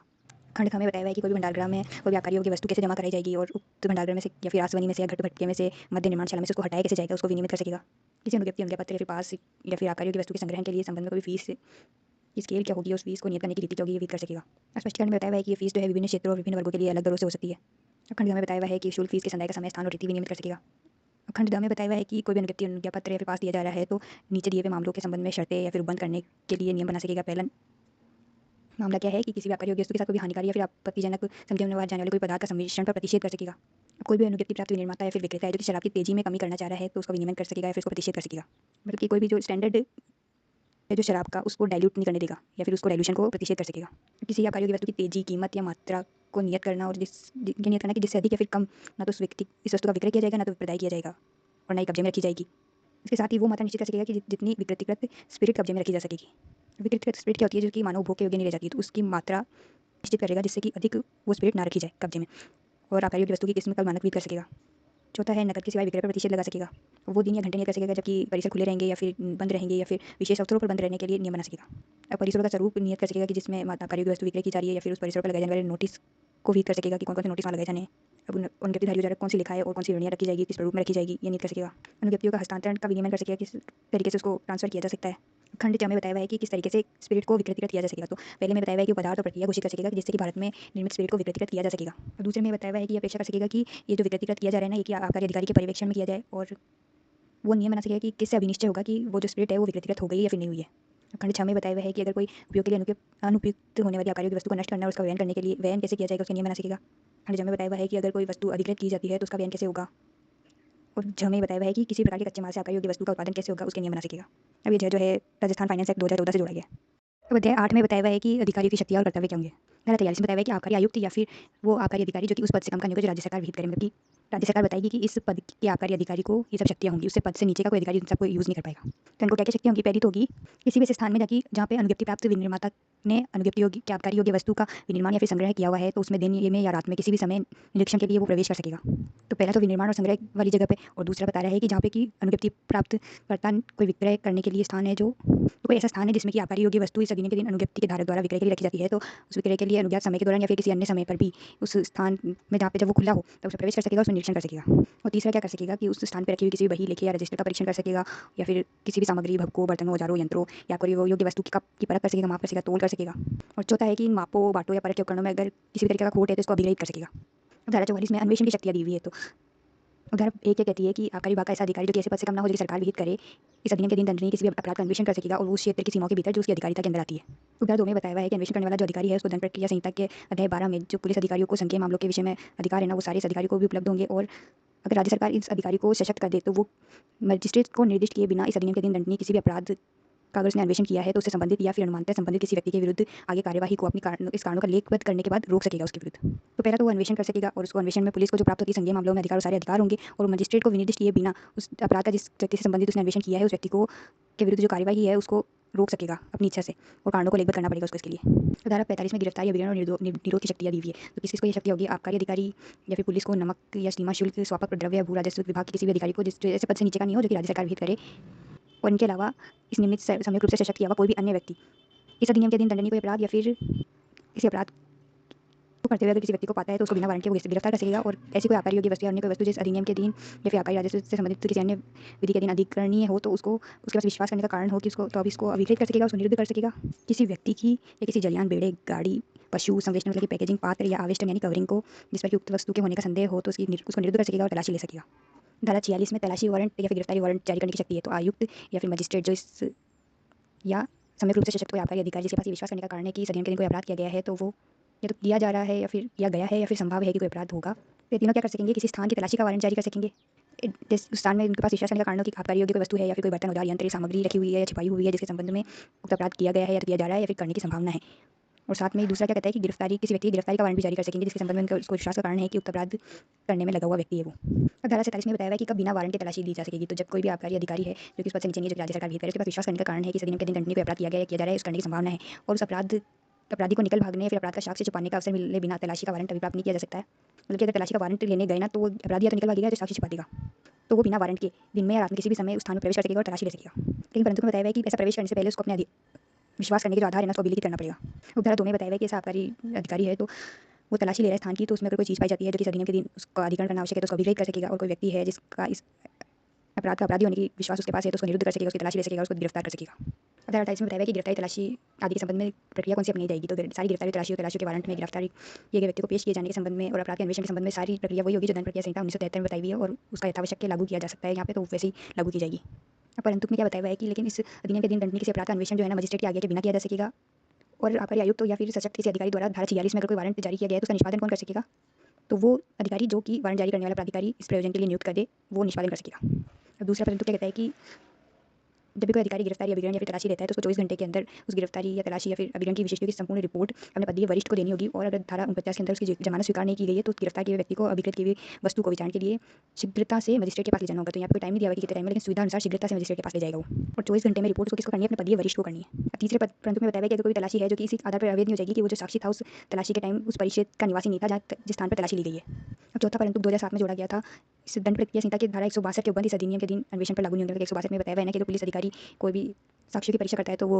उनके हस्ताक्षर नहीं करवा पाएगा या फिर उन साक्ष्यों को साक्ष्य में नहीं लिया जाएगा। तो यहाँ ये 162 का उपबंध लागू नहीं होगा। मतलब ये अधिकारी अगर अन्वेषण कर रहे हैं और साक्ष्य ले रहे हैं तो उसमें हस्ताक्षर करवा सकेंगे और उसको साक्ष्य में भी लिया जा सकेगा। अब धारा 50 में बताया हुआ है कि कहाँ दंड प्रक्रिया संहिता के उपबंध को आंतरिक रूप से लागू किया जाएगा। तो पहला धारा बताती है कि संहिता की धारा 167 में जो प्रावधान किया हुआ है वो धारा इस अधिनियम की धारा 54 के परंतु के अधीन या फिर 54 घ या 56 के अधीन दंडनीय किसी अपराध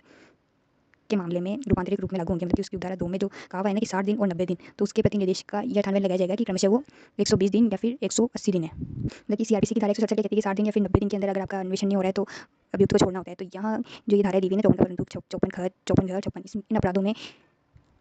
60 दिन के स्थान पर 120 दिन होगा और 90 दिन के स्थान पर 180 दिन होगा।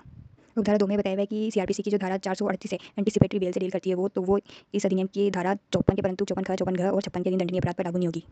मतलब इन अपराधों के लिए अगर कोई गिरफ्तारी की जा रही है तो उसके लिए एंटीसिपेटरी बेल के लिए नहीं जा सकेगा अभियुक्त। और धारा 3 में बताया हुआ है कि उस संहिता में कुछ भी होते हुए धारा 54 के परंतु 54 घ और 56 के अधीन दंडनीय किसी अपराध का जो अभियुक्त है उसको अगर वो अभिलक्ष्य में है तो जमानत या उसके स्वयं के बंधुपत्र पर तब तक नहीं छोड़ा जाएगा जब तक कि ऐसे छोड़े जाने का अगर उसने आवेदन किया है तो उस पर लोक अभियोजक को विरोध करने का अवसर नहीं दे दिया जाए। और अगर लोक अभियोजक ने आवेदन पर विरोध किया है तो न्यायालय को समाधान न हो जाए और समुचित आधार न हो विश्वास करने का कि वो जो अपराधी है वो दोषी नहीं है और जमानत पर रहने पर अगर वो कोई और अपराध करने की संभावना नहीं है तब उसको जाकर जमानत पर छोड़ दिया जाएगा। अपराधी नहीं, अभियुक्त दोषी नहीं है और वो अपराध नहीं करेगा उसको छोड़ दे तो तब उसको जमानत पर छोड़ा जाएगा। तो जमानत बंद पर छोड़ने के लिए पहले तो क्या करना पड़ेगा कि अगर उसने आवेदन किया है इसके लिए तो पहले लोक अभियोजन को सुना जाएगा। और लोक अभियोजक अगर विरोध करता है तो न्यायालय को ये देखना पड़ेगा कि अगर वो अभियुक्त है वो क्या उस अपराध का दोषी है या नहीं है। अगर उसको लग रहा है मामले को देखिए कि वो दोषी नहीं है और अगर उसको छोड़ दिया जाए तो वो कोई और अपराध नहीं करेगा तभी उसको जमानत पर छोड़ा जाएगा। और स्पष्टीकरण में बताया हुआ है कि यहाँ पे अगर संहिता वर्ड यूज हुआ है तो उससे दंड प्रक्रिया संहिता 1973 विपरीत है। धारा 50 में बताया हुआ है कि पुलिस, नमक, सीमा शुल्क, स्वापक द्रव्य या फिर भू राजस्व विभाग का कोई भी अधिकारी है जिसको इस अधिनियम के अधीन कोई भंग हुआ है उसकी जानकारी मिलती है तो उसकी सूचना वो तुरंत आबकारी विभाग के अधिकारी को देगा। और इस अधिनियम के उपबंधों की क्रियान्विति में अगर आबकारी अधिकारी उनकी सहायता मांगता है तो वो सहायता देने के लिए आबद्ध होगा। अब धारा 51 में बताया हुआ है कि कोई भी भूमि का स्वामी है या फिर उसका अधिभोगी है या फिर उस भूमि के स्वामी का एजेंट है तो वो, और अगर राजस्थान पंचायत अधिनियम के अधीन कोई पंचायतों का सरपंच, पंच, लंबरदार, ग्राम मुखिया, लेखपाल, पुलिसमैन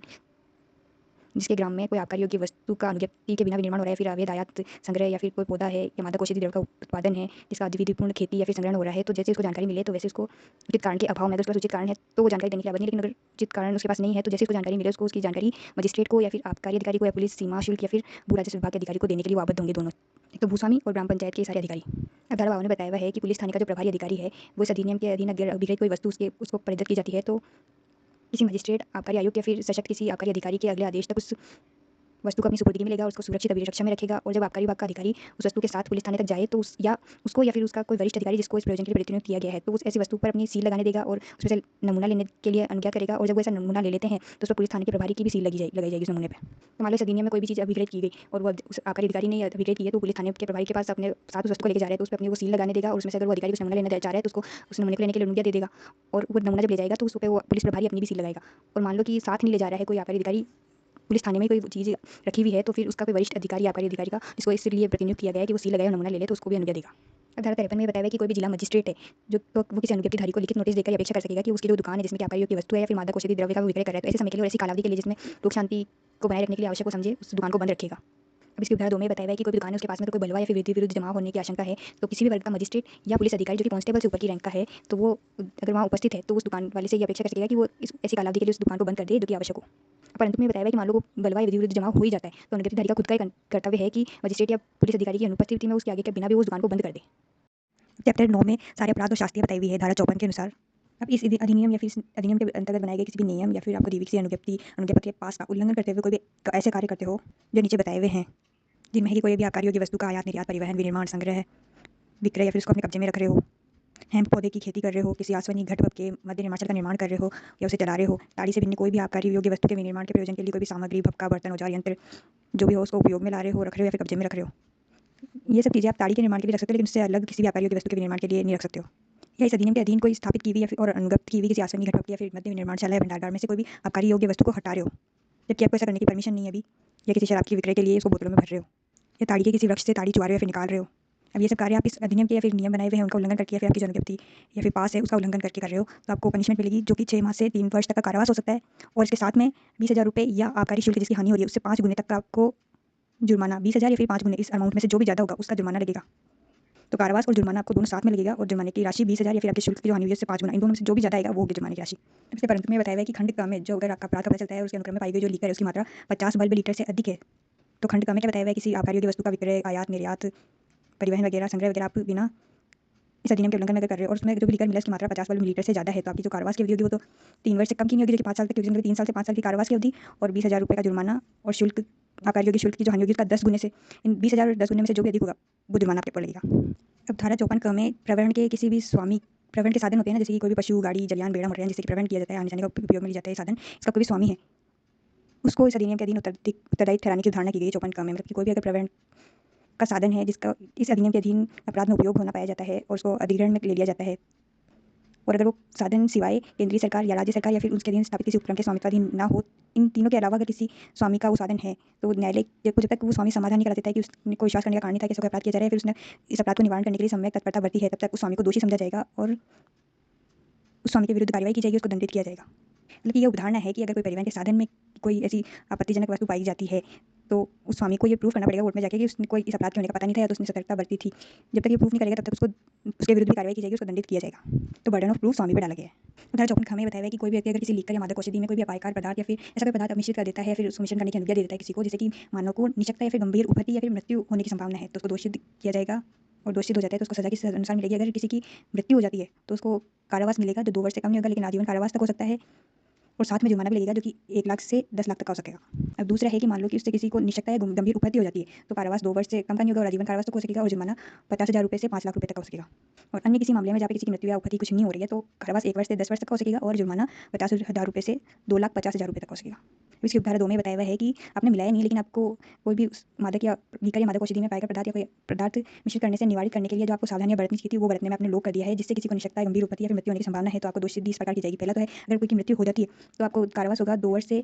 आजीवन कारावास तक का और जुर्माना होगा 1 लाख रुपये से 10 लाख रुपये तक का। और मान लो कि अगर किसी को निशक्ता गंभीर उपहति हो जाती है तो कारावास होगा 2 वर्ष से आजीवन कारावास तक का और जुर्माना होगा 50,000 रुपये से 5 लाख रुपये तक का। और मान लो कि अगर कोई भी उपहति या मृत्यु नहीं होती है तो आपको मिलेगा 1 वर्ष से 10 वर्ष तक का कारावास और जुर्माना 50,000 रुपये से 2,50,000 रुपये तक का। तो पनिशमेंट ऊपर वाले की तरह सेम ही है, बस डिफरेंस उधार 1 और 2 में ये है कि एक आपने मिलाया है या मिलाने की अनुज्ञा दिया है या तो फिर उधार 2 में बताया हुआ है कि आपको अगर सतर्कता बरतनी चाहिए थी लेकिन उस सतर्कता को बरतने में आपने लोग किया है। उधार 3 में बताया हुआ है कि उपधारा 1 में निर्दिष्ट कोई भी पदार्थ निश्चित है ऐसा जानते हुए आपने ऐसे लिखा या मादक औषधि को अगर अपने कब्जे में रखा है तो आपको दोषी सिद्धि पर ऐसा कारावास दिया जाएगा जो कि 1 वर्ष से 10 वर्ष तक का हो सकेगा और जुर्माना वो लगेगा 1 लाख रुपये तक का हो सकेगा। और स्पष्टीकरण में ये बताया हुआ है कि 54 अगली वाली धारा में या फिर और इस धारा में गंभीर उपपत्ति का क्या अर्थ होगा जो कि दंड भारतीय दंड संहिता की धारा 320 में बताया हुआ है वही। अब धारा 54 की धारा 1 में बताया हुआ है कि दंड प्रक्रिया संहिता में अगर कोई भी उपबंध होते हुए भी अगर न्यायालय को ये पता चलता है कि धारा 54 के अधीन कोई भी मामला है जिसका निर्णय पारित करते समय उसको ये समाधान होता है कि किसी स्थान पर विकृत लिखत के उपभोग से किसी की मृत्यु हो गई है, गंभीर उपपत्ति हो गई है, निशक्ता हो गई है, अन्य कोई क्षति हो गई है, तो जिसने उस लिकर का विक्रय किया उसको चाहे धारा 54 के दिन दोषी ठहराया जाए या नहीं, उसको मृतक के विधिक प्रतिनिधियों को या फिर ऐसे व्यक्ति को जिसको किसी नुकसान हुआ है उसको प्रतिकर देने के लिए इतनी रकम की संदाई के लिए जो कि न्यायसंगत हो आदेश कर सकेगा। इसके परंतु में बताया हुआ है कि अगर कोई किसी की मृत्यु हो जाएगी तो जो प्रतिकर की राशि है वो 3 लाख रुपये से तो कम नहीं होगी और गंभीर उपपत्ति या फिर निशक्ता होती है तो वो प्रतिकर की राशि 2 लाख रुपये से कम नहीं होगी और अन्य किसी मामले में 20,000 रुपये से तो कम नहीं होगी। इस परंतु में एक और बताया हुआ है कि अगर अनुज्ञप्त दुकान में ऐसे कोई मादक का विक्रय किया जाता है तो उसका प्रतिकर का भुगतान कौन करेगा? अनुज्ञप्तिधारी का उत्तरदायित्व होगा। धारा 2 में बताया हुआ धारा 1 में अगर कोई ऐसे आदेश से व्यथित है तो वो 30 दिन के भीतर उच्च न्यायालय में अपील कर सकेगा। लेकिन परंतु में बताया हुआ है कि ऐसी अपील तब तक नहीं की जाएगी जब तक कि धारा 1 में जो उसको रकम आदिष्ट की गई है उसको जमा नहीं करा देता जिस न्यायालय में उसको जिसने आदेश पारित किया उसमें। अगर अपील करनी है तो पहले आपको जो जिस न्यायालय ने आदेश दिया है उस पर आपको प्रतिकर की रकम पहले जमा करानी पड़ेगी। अब दूसरे परंतु में बताया हुआ है कि अगर उच्च न्यायालय को ये लगता है कि पर्याप्त हेतु से 30 दिन में वो अपील फाइल नहीं कर पाया तो वो समय को बढ़ा समय के पश्चात भी अपील को ग्रहण कर सकेगा। धारा 54 घ में ये बताया हुआ है कि अगर इस अधिनियम के अधीन कोई दंडनीय किसी अपराध के लिए आप आपराधिक षड्यंत्र का कोई पक्षकार हो तो आपको उसी प्रकार दंडित किया जाएगा जैसे कि आपने वो अपराध किया है। स्पष्टीकरण में आपराधिक षड्यंत्र की डेफिनेशन के बारे में बताया हुआ है कि वो वही होगी जो कि भारतीय दंड संहिता 1860 की धारा 120 का में दी हुई है। अब धारा 55 में पनिशमेंट बताई हुई है कि अगर मान लो किसी अनुज्ञप्ति प्राप्त विक्रेता इनमें या फिर उसने या उसके नियोजन के दिन किसी व्यक्ति ने धारा 22 के उल्लंघन में किसी व्यक्ति बच्चे को या फिर जो धारा 22 में लोग बताए उनको शराब का विक्रय कर दिया है या फिर धारा 23 में जिन व्यक्तियों को नियोजित करने से प्रतिरोध किया हुआ है उसको नियोजित कर दिया है परिसर में या नियोजित करने की अनुज्ञा दी है। खंड में बताया हुआ है कि अपने परिसर में किसी विच्छृंखल आचरण की या फिर जुआ खेलने की अनुज्ञा दी है। अब खंड में बताया हुआ है कि किसी ऐसे व्यक्ति को जिसके बारे में वो जानता है या फिर विश्वास करने का कारण है कि किसी अजामती अपराध का सिद्ध दोषी हो चुका है या फिर किसी जानी मानी वेश्या को चाहे ये दोनों लोग चाहे किसी अपराध के लिए या फिर वेश्यावृत्ति के प्रयोजन के लिए या किसी भी कारण से अपने उस परिसर में अक्सर घूमने फिरने की अनुज्ञा देता है तो जो विक्रेता है फिर नियोजक है वो इन लोगों को अपने परिसर में घूमने फिरने की अगर अनुज्ञा देता है तो वो भी अपराध करता है। और ये सब कार्य अगर कोई विक्रेता करता है करने की अनुज्ञा दे देता है तो उसको अन्य किसी भी शास्ति के अतिरिक्त 500 रुपये के जुर्माने से दंडित किया जाएगा। 500 रुपये तक के जुर्माने के। अब धारा 56 में बताया हुआ है कि अगर कोई किसी स्पिरिट को जो कि विकृत कर दी गई है या फिर किसी विकृतिगत स्पिरिट से किसी निर्मित को मानव उपभोग के योग्य बनाता है जबकि स्पिरिट विकृतिगत कब होती है जब मतलब कि वो मानव के उपयोग के लायक नहीं है लेकिन कोई ऐसी स्पिरिट को या फिर स्पिरिट से बनी हुई किसी चीज़ को मानव उपभोग के योग्य बनाता है या फिर बनाने का प्रयत्न करता है या फिर अपने कब्जे में ऐसी विकृतिगत स्पिरिट या निर्मित जिसे मानव उपभोग के योग्य बना दिया गया है या फिर ऐसा बनाने का प्रयत्न किया गया है अपने कब्जे में रख रखा है उसने उसको या उसमें कोई परिवर्तन किया है तो भी उसको अपने कब्जे में रख रखा है अगर ऐसे व्यक्ति ने तो वो कारावास से जो कि 2 वर्ष से 5 वर्ष तक का हो सकेगा और जुर्माने से जो 2 लाख रुपए या फिर ऐसी व्यक्तिगत स्पिरिट या फिर उससे निर्मित के प्रति बल्क लीटर से 5,000 प्रति बल्क लीटर के लिए 5,000 रुपये 2 लाख या फिर प्रति बल्क लीटर के 5,000 रुपये से इनमें से जो भी ज़्यादा अमाउंट निकलेगा उससे दंडित किया जाएगा। तो स्पष्टीकरण में एक उदाहरण दी हुई है कि जब तक प्रतिकूल साबित न कर दिया जाए अगर किसी स्पिरिट को रासायनिक विश्लेषण किया जाता है और उसमें किसी भी विकृति का कारक पाया जाता है तो ये उदाहरण कर ली जाएगी कि वो विकृतिगत स्पिरिट है या फिर विकृतिगत स्पिरिट से वो व्युत्पन्न हुई भी चीज़ है। 1857 में बताया हुआ है कि कोई भी जो कोई आकारी योग्य वस्तु जिसको वो जानता है कि उसको विधि विरुद्ध रूप से आयात किया गया परिवहन विनिर्मित या खेती या संग्रह किया गया है या फिर ये जानते हुए कि उसके लिए जो विहित शुल्क है उसको संदाय नहीं किया हुआ है उसको अपने कब्जे में रखता है तो उसको 6 मास से 3 मास तक की कारावास से और 20,000 रुपये या फिर जिस आकारी शुल्क की हानि हुई है उससे उसके 5 गुने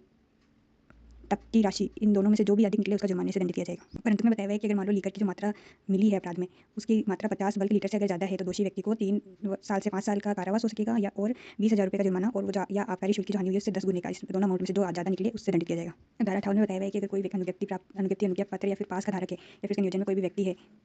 वो आबकारी अधिकारी या फिर सम्यक रूप से किसी अधिकारी के मांगे जाने पर अनुज्ञा पत्र या फिर अनुज्ञप्ति या पास को पेश नहीं करता है या फिर धारा 54 में जो अनुबंधित किसी मामले में मतलब कि कोई आयात निर्यात या फिर खेती या फिर आसवन घर के या फिर मध्य निर्माण का निर्माण या फिर उनको चलाने में ये सब मामले दिए हुए ना धारा 54 में उनसे संबंधित नियम बनाने की शक्ति 41 में राज्य सरकार को है और धारा 42 में आयुक्त को है। तो ये नियम जो बनाए हुए हैं ना उनका अगर जानबूझकर उल्लंघन कर रहा है कोई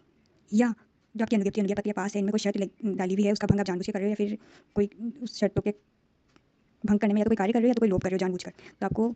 प्रत्येक अपराध के लिए 5,000 रुपये तक के जुर्माने से दंडित किया जा सकेगा। तो यहाँ 3 तरह के अपराध बताए गए ना। एक तो आप अधिकारी को उसके मांगे जाने पर अपना जो भी अधिकार पत्र है वो दिखा नहीं रहे हो या आप धारा 54 में बताए हुए मामलों से संबंधित राज्य सरकारी आयुक्त द्वारा बनाए गए नियम का उल्लंघन कर रहे हो या फिर आपके अनुज्ञा पत्र में जो भी आपकी शर्तें लगाई हुई उसको जानबूझकर उल्लंघन कर रहे हो। तो इन तीनों ही मामलों में अगर आपने तीनों में से कोई भी अपराध किया तो उसके लिए अलग अलग आपको 5,000 रुपये तक के लिए जुर्माना दिया जा सकेगा जुर्माने का दंड दिया जा सकेगा। धारा 58 में बताया हुआ है कि अगर किसी मादक पदार्थ के विक्रय या विनिर्माण की अनुज्ञप्ति किसी व्यक्ति के पास है उसका धारक या उसके नियोजन में कोई भी व्यक्ति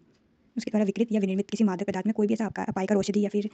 उसकी मादकता की वास्तविक या प्रकट गुणवत्ता को बढ़ाने के लिए कोई भी विदेशी संगठन या ऐसा कोई भी मिश्रण जो कि भारतीय दंड संहिता की धारा 272 के अधीन अपमिश्रण के अपराध की कोटि में नहीं आएगा, लेकिन इस अधिनियम के अधीन बनाए गए किसी भी नियम के द्वारा प्रतिषिद्ध कोई भी वस्तु मिश्रित करता है या मिश्र करने की अनुज्ञा देता है। मतलब कि जो आप मादक पदार्थ बेच रहे हो उसमें कोई भी अपायकर औषधि या फिर विदेशी संगठन उसकी गुणवत्ता को बढ़ाने के लिए या कोई भी ऐसा मिश्रण जो कि नियम द्वारा प्रतिषिद्ध किया हुआ है इस अधिनियम के, आपने उसको मिलाया है या उसकी अनुज्ञा दी है, और ऐसा मिश्रण भले ही दंड संहिता की धारा 272 के अंतर्गत अपमिश्रण नहीं है, लेकिन वो यहाँ दंडनीय होगा अगर इस अधिनियम के नियम जो बनाए हुए हैं उसमें प्रतिषिद्ध कोई भी वस्तु आप मिश्रित कर रहे हो। तो ये तो क्या खंड ख में क्या बताया हुआ है कि अगर इस कोई भी ऐसी लीकर जिसके बारे में आप जानते हो कि वो भारत में बनी हुई विदेशी लीकर है, लेकिन उसको आप विदेशी लीकर की तरह विक्रय कर रहे हो, विक्रय के लिए रख रहे हो या फिर उसको प्रदर्शित कर रहे हो। अब खंड ग में क्या बताया हुआ है कि किसी बोतल या फिर बोतल के ढक्कन, पेटी या पैकिंग या अन्य पात्र पर जिसके अंदर भारत में बनी हुई विदेशी लीकर रखी हुई है, लेकिन आप उसको ऐसे चिन्हित कर रहे हो कि या तो आप चिन्हित कर रहे हो या ऐसी पैकिंग पात्र या फिर उसके ढक्कन पर कोई ऐसा चिन्ह है जिसको आप ऐसे उपयोग कर रहे हो कि उससे किसी को ऐसा विश्वास कारित हो जाए कि वो बोतल जो है विदेशी लीकर की है, क्योंकि उस पात्र में विदेशी लीकर रखी हुई है। और ये जो ऑफेंस आप कर रहे हो भारतीय दंड संहिता 1860 की धारा 482 के अधीन धोखा देने या फिर क्षति पहुंचाने के आशय से मिथ्या संपत्ति चिन्ह के उपयोग के अपराध की कोटि में अगर नहीं आ रहा है तो वो यहाँ दंडनीय होगा। खंड घ में बताया है कि कोई भी भारत की लीकर है जिसकी पेटी, बोतल, पैकेज या अन्य पात्र पर आपने ढक्कन पर आपने कोई चिन्ह लगा रखा है, और ऐसे वो चिन्ह आपने इस आशय से लगाया है कि आप विक्रय या फिर विक्रय के लिए रख रहे हो या फिर अभिदर्शित कर रहे हो कि दूसरे लोगों को विश्वास हो जाए कि उस बोतल में जो है विदेशी लीकर रखी हुई है। तो खंड ग में तो क्या था कि चिन्हित करना है, चिन्ह लगाना, और घ में क्या है ऐसा चिन्ह लगा के उसको विक्रय के लिए रखना। अब ऐसा विक्रय भले ही दंड संहिता की धारा 486 के अंदर कूटगत संपत्ति चिन्ह से चिन्हित माल के विक्रय के अपराध की कोटि में नहीं आता तो वो यहाँ दंडनीय होगा। अब खंड ग में बताया हुआ है कि आबकारी असंजत लेबल की आबकारी वस्तुओं पर लगने वाले किसी भी लेबल, होलोग्राम के कूटकरण के प्रयोजन के लिए आपने कोई भी ब्लॉक अपने कब्जे में रख रखा है या फिर ऐसा कोई साधन जिससे कि ऐसे लेबल होलोग्रामों की प्रतियां तैयार की जाए, या फिर पहला तो ब्लॉक रखना, साधन रखना या आबकारी असंजत लेबलों या होलोग्राम का कूटकरण करना, या किसी बोतल, पेटी, पैकिंग या अन्य पत्र में भारत में निर्मित विदेशी लीकर रखी हुई है उसके ढक्कन या फिर कैप्सूलों का कूटकरण आप कर रहे हो। कूटकरण के प्रयोजन के लिए तो कोई ब्लॉक बना रहे हो या फिर ढक्कन या कैप्सूलों का कूटकरण नहीं कर रहे हो, या इन सब प्रयोजन के लिए कोई भी सामग्री जो आपने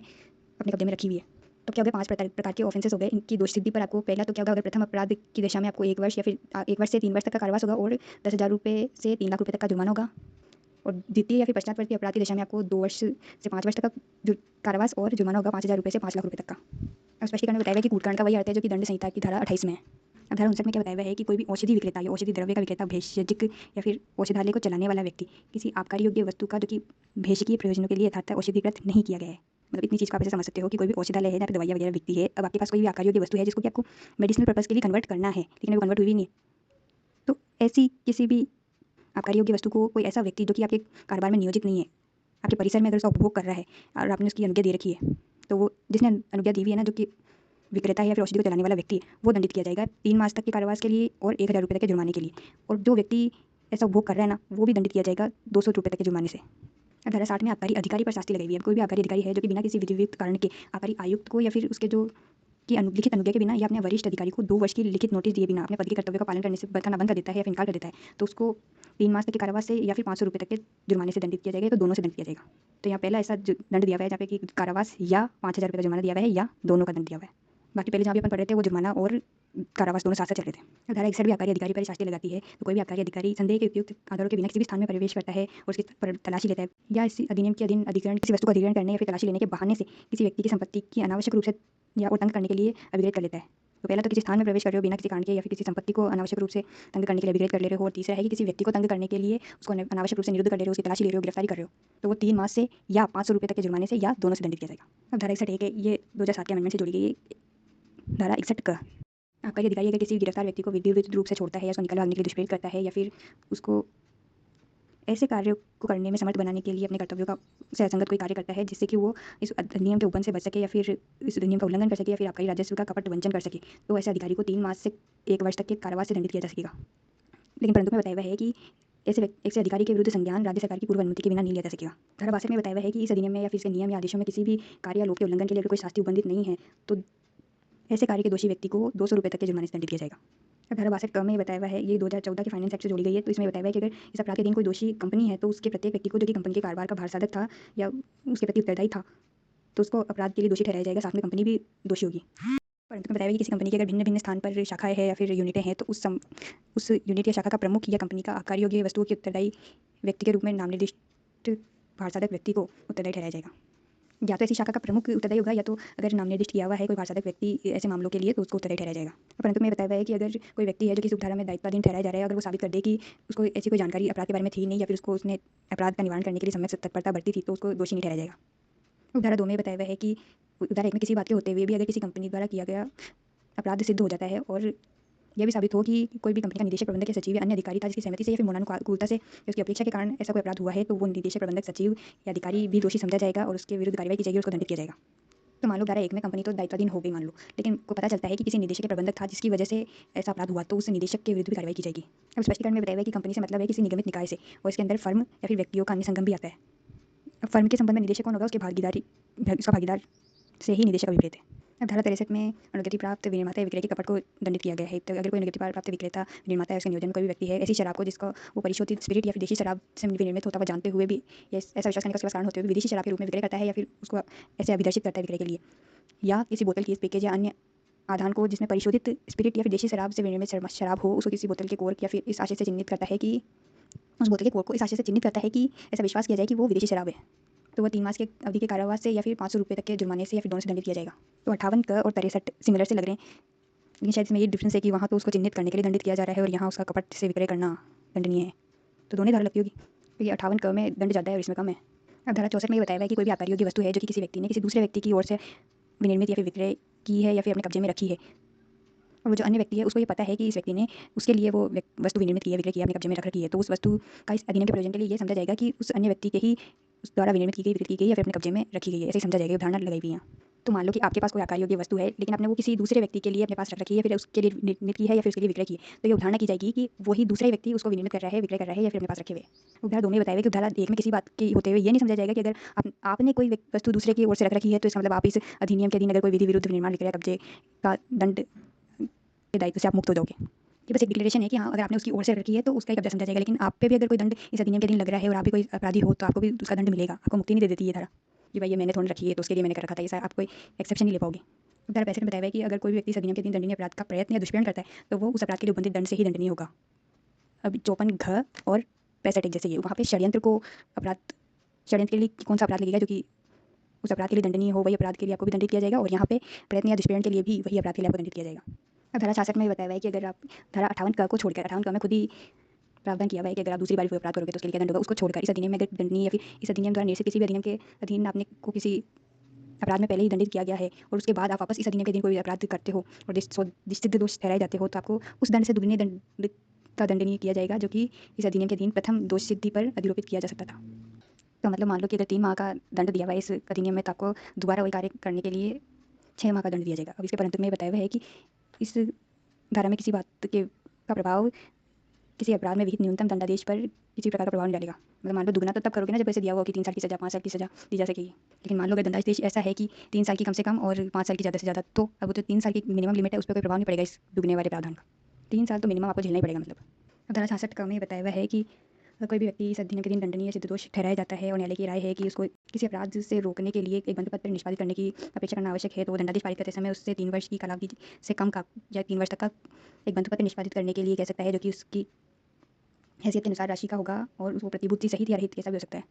अब उदाहरण 2 में बताया हुआ है कि बंधपत्र का प्रारूप क्या होगा, वो अनुसूची 2 में बताया हुआ है, और दंड प्रक्रिया संहिता 1973 के जो भी उपबंध है वो उस बंधपत्र पर भी लागू होंगे, जैसे कि उसमें शांति बनाए रखने के लिए जो बंधपत्र 106 में निष्पादित किया जाता है वैसे उपबंध। उदाहरण 2 में बताया हुआ है कि अगर अपील या पुनरीक्षण में दोष सिद्धि को ही पास कर दिया जाता है तो बंधपत्र भी शून्य हो जाएगा। उदाहरण 4 में बताया हुआ है कि ये आदेश जो है अपील न्यायालय द्वारा या फिर उच्च न्यायालय द्वारा भी अपने पुनरीक्षण की शक्तियों का प्रयोग करते हुए टाइम दिया जा सकेगा। अब धारा 67 में बताया हुआ है कि उदाहरण 1 में बताया हुआ है कि कोई मजिस्ट्रेट है जो कि धारा 54, 54 ख, 54 घ, 57, 59, 62 क, 63 के अधीन दंडनीय अपराध का संज्ञान उसकी स्वयं की जानकारी या संदेह या किसी की शिकायत या आबकारी अधिकारी की रिपोर्ट के बिना नहीं कर सकेगा। और धारा 55, 56, 58, 58 क, 60, 61 या 62 के अधीन दंडनीय किसी अपराध का संज्ञान किसी की शिकायत या ऐसे अधिकारी जो कि आबकारी आयुक्त से निम्न पंक्ति का ना हो या फिर से के द्वारा समय रूप से सशक्त आबकारी अधिकारी की रिपोर्ट के बिना नहीं लिखा। और स्पष्टीकरण में बताया है कि आबकारी अधिकारी की जो रिपोर्ट है ना, वो दंड प्रक्रिया संहिता 1973 की धारा 119, 190 की धारा 1 के खंड ख के अर्थांतर्गत पुलिस अधिकारी की रिपोर्ट समझी जाएगी। मतलब सीआरपीसी में पुलिस अधिकारी जो रिपोर्ट देता है ना, वैसी रिपोर्ट आबकारी अधिकारी रिपोर्ट देगा, उसको समझा जाएगा। उदाहरण 2 में लिमिटेशन बताई हुई है कि इस अधिनियम के अगर कोई अभियोजन को मजिस्ट्रेट 1 साल के अंदर ले सकता है और इस 1 साल से बाद में अगर कोई अभियोजन लाया जा रहा है उसके संज्ञान में, तो वो राज्य सरकार की विशेष मंजूरी के बिना उसको संज्ञान में नहीं लेगा। उदाहरण 3 में बताया हुआ है कि अगर अन्य विधियों में कोई भी उपबंध होने के बावजूद भी इस अधिनियम के अपराध में कोई भी अगर मजिस्ट्रेट जुर्माना वसूलता है तो उसको उस वसूली के जो उपगत व्यय है उनको काटने के पश्चात ऐसे लेखा शीर्ष में जमा कराया जाएगा जो कि आबकारी विभाग की प्राप्तियों को जहाँ जमा किया जाता है। अब धारा 68 में कुछ उदाहरणें बताई हुई है कि इस अधिनियम के दिन दंडनीय किसी अपराध के प्रति प्रत्येक अभियोजन में जब तक प्रतिकूल साबित नहीं किया जाए, साक्ष्य के बिना ही उपधारणा कर ली जाएगी कि अभियुक्त है ना, उसने आबकारी योग्य वस्तु या किसी भपके बर्तन, उपकरण, उपस्कर जो कि उक्त किसी वस्तु की या औषधि द्रव्य के विनिर्माण में सामान्यतः उपयोग में लाई जाती है, ऐसी कोई सामग्री जिसको आबकारी योग्य वस्तु के विनिर्माण की प्रक्रिया से गुजर चुकी है जिससे ऐसी कोई वस्तु विनिर्मित की जाती है जिसके कब्जे में रखने का अगर कोई समाधानप्रद कारण बतलाने में असमर्थ है, तो धारणा कर ली जाएगी कि वो अभियुक्त उस अपराध से संबंध रखता है और उसने वो अपराध किया है। तो अगर आप किसी भी अपराध के अभियुक्त है और आपके पास ऐसी कोई भी वस्तुएं पाई जा रही है और आप समाधानप्रद रूप से कोई कारण नहीं बता पा रहे हो कि आपके पास ये सामग्री क्यों है, तो आप ये उदाहरण की जाएगी कि आप उस अपराध से संबंध रखते हैं। और ऐसी एक उदाहरण और है कि अगर आपकी कोई अनुज्ञप्ति आपके पास अनुज्ञप्ति अनुज्ञापत्र या पास का कोई धारक है और उसके नियोजन में कोई व्यक्ति कार्य कर रहा है और उस व्यक्ति द्वारा कोई अपराध किया गया है, तो उस धारक को भी वास्तविक अपराधी की भांति ही दंडित किया जाएगा, जब तक कि वो ये सिद्ध ना कर दे कि उसने उस अपराध को निवारित करने के लिए सारी युक्तियुक्त सावधानियां बरती थी। लेकिन परंतु में बताया गया है कि वास्तविक अपराधी से कोई भिन्न व्यक्ति है, उसको कारावास की सजा नहीं दी जाएगी जब तक कि वो जुर्माना ही देने में व्यतिक्रम ना करे।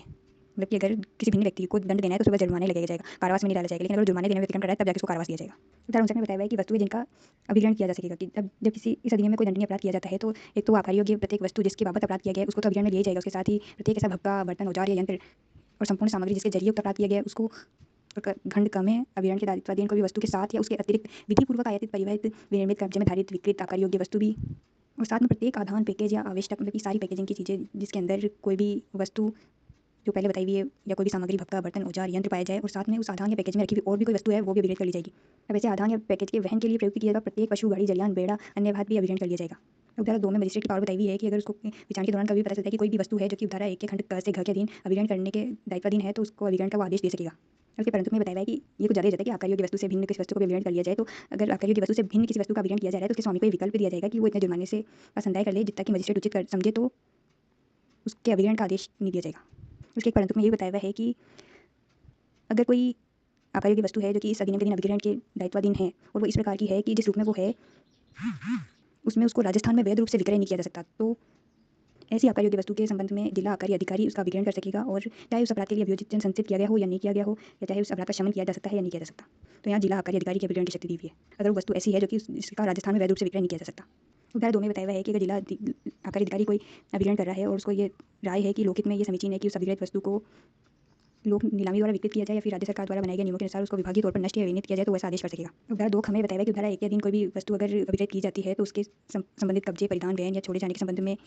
क्या आदेश पारित किया जाना है, इसकी अधिकारिता जिला आबकारी अधिकारी को ही होगी, भले ही तत्समय प्रवर्तित किसी विधि में कोई भी उपबंध क्यों ना हो, किसी भी न्यायालय, अधिकरण या फिर अन्य प्राधिकारी को ऐसी अधिकारिता नहीं होगी। उदाहरण 3 में बताया हुआ है कि उदाहरण 1 में जो वस्तु बताई हुई है ना, वो ऐसी परिस्थितियों में पाई जा रही है, इस पर विश्वास करने का कारण है कि या तो उसकी बाबत या फिर उसके जरिए कोई अपराध किया गया है या अपराध कर दिया गया है और अपराधी अज्ञात है, तो या वो पाया नहीं जा सकता, तो आबकारी आयुक्त उसके अभिग्रहण का आदेश दे सकेगा। तो 3 में आबकारी आयुक्त के अभिग्रहण की शक्ति दी हुई है। लेकिन इसके परंतु में बताया है कि जब तक प्रश्नगत वस्तु या पशु जिसका अभिग्रहण किया जा रहा है अभिग्रहण की तारीख से 1 मास की समाप्ति नहीं हो जाती, तब तक ऐसा अभिग्रहण नहीं किया जाएगा। या उस वस्तु पर अपना दावा बताने वाले और उस पर साक्ष्य पेश किए जाने और उसकी सुनवाई का अवसर दिए बिना ऐसा आदेश पारित नहीं किया जाएगा। तो उदाहरण 3 में कौन सी वस्तु अभिग्रहण की जाए जिसका पता नहीं है कि कौन उसका दावेदार है, तो ऐसी वस्तु के अभिग्रहण का आदेश तब तक नहीं दिया जाएगा जब तक कि अभिग्रहण की तारीख से 1 माह समाप्त नहीं हो जाता या फिर उसका जो दावा करने वाले और साक्ष्य पेश करने वाले व्यक्ति को सुनवाई का अवसर नहीं दिया जाता। दूसरे परंतु में बताया गया है कि अगर आयुक्त को ये लगता है कि वो वस्तु ऐसी है जो कि शीघ्रतः स्वभावतः सहनशील प्रकृति की है, तो आयुक्त उसका विक्रय कर सकेगा अगर वो विक्रय उसके स्वामी के लाभ में हो तो, और उस विक्रय से जो भी शुद्ध आगम आएगी वो उस पर इसी धारा के उपबंध यथाशक्य लागू होंगे। और उदाहरण 4 में बताया हुआ है कि उदाहरण 1 के खंड ड में निर्दिष्ट कोई प्रवरण का साधन है जिसके विरुद्ध जिसे इस अधिनियम के अधीन अपराध करने के संबंध में अभिग्रहित किया जाना है, तो ऐसा व्यक्ति जो इस ऐसा अभिग्रहण करता है उसकी रिपोर्ट बिना युक्त विलंब के आबकारी आयुक्त को या फिर ऐसे अधिकारी को देगा जो कि जिला आबकारी अधिकारी के निम्न पंक्ति का नहीं हो, उस अपराध के लिए चाहे अभियोजन संचित किया गया हो या ना किया गया हो। अगर आबकारी आयुक्त को या उस क्षेत्र जहाँ प्रवरण किया गया है इस निमित्त अधिकारिता रखने वाले अधिकारी को ये समाधान हो जाता है कि उस साधन से कोई अपराध किया गया है, तो उसका अभिग्रहण का आदेश दे देगा। मान लो किसी व्यक्ति को ऐसी कोई चीज़ मिली जो कि अभिग्रहण के योग्य है, तो वो तत्काल उसकी रिपोर्ट आयुक्त को या फिर जिला आबकारी अधिकारी को देगा, और अगर इन दोनों को ये समाधान हो जाता है कि उसके विरुद्ध कोई अपराध किया गया है उस साधन के जरिए, तो वो उसको अभिग्रहित करने का आदेश दे देंगे, अधिहरण का। इसके परंतु में बताया हुआ है कि जो साधन है उसके स्वामी को सुनवाई का युक्तियुक्त अवसर दिया जाएगा, और अगर वो आयुक्त को या फिर प्राधिकृत अधिकारी को समाधान कर दे कि उसके पास ये विश्वास करने का कोई कारण नहीं था कि ऐसा कोई अपराध किया जा रहा है या फिर उस अपराध को निवारित करने के लिए उसने सतर्कता बरती थी, तो आयुक्त या फिर वो प्राधिकारी उस अधिकरण को नहीं करेगा, उस साधन का अधिकरण नहीं करेगा। दूसरे परंतु में बताया हुआ है कि मान लो कि वो साधन जो है वो केंद्रीय सरकार या फिर राज्य सरकार या उसके द्वारा चलाए गए किसी उपकरण के स्वामित्वाधीन है, तो ऐसा कोई अधिकरण का आदेश पारित नहीं किया जाएगा उस साधन के विरुद्ध, और मामला जो है आबकारी आयुक्त या प्राधिकृत अधिकारी द्वारा ऐसे प्रवरण के साधन के बारे में आदेश पारित करने के लिए राज्य सरकार को निर्दिष्ट कर दिया जाएगा। अब तीसरे परंतु में बताया हुआ है कि वो जो प्रवरण का साधन का स्वामी है ना, उसको अधिकरण के बदले में उस प्रवरण के साधन के बाजार मूल्य से अनधिक के जुर्माने का संदाय करने का विकल्प भी दिया जा सकेगा। उदाहरण 6 में ये बताया हुआ है कि उदाहरण 1 के खंड ड में प्रवरण का कोई साधन है उसको अपराध के लिए अभिग्रहित किया गया है, तो उस साधन के संबंध में उसके कब्जे, परिधान, वहन, निर्मुक्ति के संबंध में आदेश पारित करने की अधिकारिता आबकारी आयुक्त को या फिर राज्य सरकार द्वारा सशक्त किए हुए किसी अधिकारी को होगी। किसी न्यायालय अधिकरण या फिर अन्य प्राधिकारी को ऐसी अधिकारिता नहीं होगी, चाहे तत्काल प्रवर्तित किसी विधि में अंतर्विष्ट किसी बात के होते हुए भी। अब धारा 7 में बताया हुआ है कि अगर आबकारी आयुक्त या फिर राज्य सरकार द्वारा प्राधिकृत अधिकारी की ये राय है कि लोकहित में या उस स्वामी के फायदे में ये समीचीन होगा कि वो जो साधन उपधारा 1 के खंड ड में अभिलेख किया गया है उसको लोक नीलाम में विक्रय कर दिया जाए, तो किसी भी समय से विक्रय के किए जाने का निर्देश दे सकेगा। तो धारा 8 में बताया हुआ है कि जहाँ कोई प्रवणता साधन है यथापूर्वक रूप से या तो विक्रय कर दिया जाता है तो उस विक्रय की आगम उसमें विक्रय और नीलामी के व्ययों को या फिर अन्य आनुषंगिक व्ययों को कटौती करने के पश्चात तो विक्रय कर दिया हो तो उस विक्रय की आगम, और अन्य मामलों में अगर वो ऐसा प्रवण का साधन जो विक्रय किया गया है वो, या फिर मान लो कि अभिहरण के बदले में अगर उससे जुर्माने की रकम वसूल कर ली गई है तो वो रकम स्वामी को कब कब लौटा दी जाएगी। तो पहला तो है जहाँ आबकारी आयुक्त या फिर अन्य प्राधिकृत अधिकारी द्वारा अंत अभिहरण का कोई आदेश पारित नहीं किया जाता है। अंत अभिहरण मतलब कि वो डिसीजन कर दे कि नहीं ये जो चीज़ें थी उसका अभिकरण करना जरूरी ही था, तो अंतिकरण मतलब फाइनल ऑर्डर अगर पारित नहीं किया गया है तो ऐसी जो विक्रय की रकम या फिर जुर्माने की रकम या फिर उसका साधन उस व्यक्ति को वापस लौटा दिया जाएगा। या जहाँ अपील में पारित कोई आदेश ऐसी अपेक्षा करे कि हाँ उसको लौटा दिया जाना चाहिए, तो या इस अधिनियम के अधीन अपराध के जो अभियोजन संस्थित किया गया है उसमें जिस अपराध से संबंधित वो अभिहरण का आदेश था तो उससे संबंधित व्यक्ति को अगर दोष मुक्त कर दिया गया है तो इन सब चीज़ों को स्वामी को वापस लौटा दिया जाएगा। लेकिन परंतु में बताया हुआ है कि इस उदाहरण में संगत या परिषद की जाने वाली किसी रकम पर उस पर ब्याज नहीं दिया जाएगा। उदाहरण 9 में बताया हुआ है कि किसी भी अधिहरण के आदेश से उस दंड के अधिरोपण को निवारित नहीं किया जा सकता जो जिसके लिए प्रभावित व्यक्ति दायित्वाधीन है। मतलब मान लो कि अगर किसी स्वामी के साधन वाहन को अभिहरण कर लिया गया है, ये उदाहरण 9 वाली वाहन पे नहीं है, बल्कि इस धारा में किसी भी चीज़ को अगर अधिहरण किया गया है तो उस अधिहरण के आदेश से ये मतलब नहीं है कि अब आप उस दंड के लिए भी निवारित हो जाते हो, तो आपको दंड से मुक्ति मिल गई। आपकी चीज़ तो अधिहरित हो गई तो हो गई, आपको जो इस अधिनियम में दंड दिया जाना है वो भी उसका दायित्व भी आप पे होगा। अब धारा 70 में बताया हुआ है कि कोई भी आबकारी आयुक्त या फिर अधिकृत अन्य अधिकारी ऐसी शर्तों और निबंधनों पर किसी व्यक्ति को निर्मुक्ति दे सकेगा। निर्मुक्ति कैसे दी जा सकेगी? मान लो कि अगर अनुज्ञप्ति या अनुज्ञापत्र या पास है जो इस अधिनियम के अधीन रद्द या निलंबन किए जाने के दायित्वाधीन है, तो ऐसे रद्दीकरण या निलंबन के बदले में धनराशि जो कि 5,000 रुपये से तो कम नहीं होगी, मिनिमम तो 5,000 रुपये लेगा, लेकिन वो मान लो कि किसी विनिर्माण इकाई या फिर बंधपत्र के अमाउंट, और मान लो कोई थोक बिक्री वाला है तो उसकी तो सालाना अनुज्ञप्ति की जो फीस होती है उससे 10 गुने से अधिक नहीं होगा। तो मतलब कि अगर विनिर्माण इकाई है या फिर थोक बिक्री का उसको अनुज्ञप्ति दी हुई है जिसका सालाना जो फीस होती है उससे 10 गुने से अधिक नहीं होगा, और विनिर्माण इकाई के बदले में अगर उससे कोई बंधपत्र लिया हुआ है तो उस बंधपत्र से 10 गुने से अधिक नहीं होगा। और मान लो कि अगर शराब या बियर की दुकान को कोई अनन्य विशेषाधिकार दिया हुआ है तो उसकी जो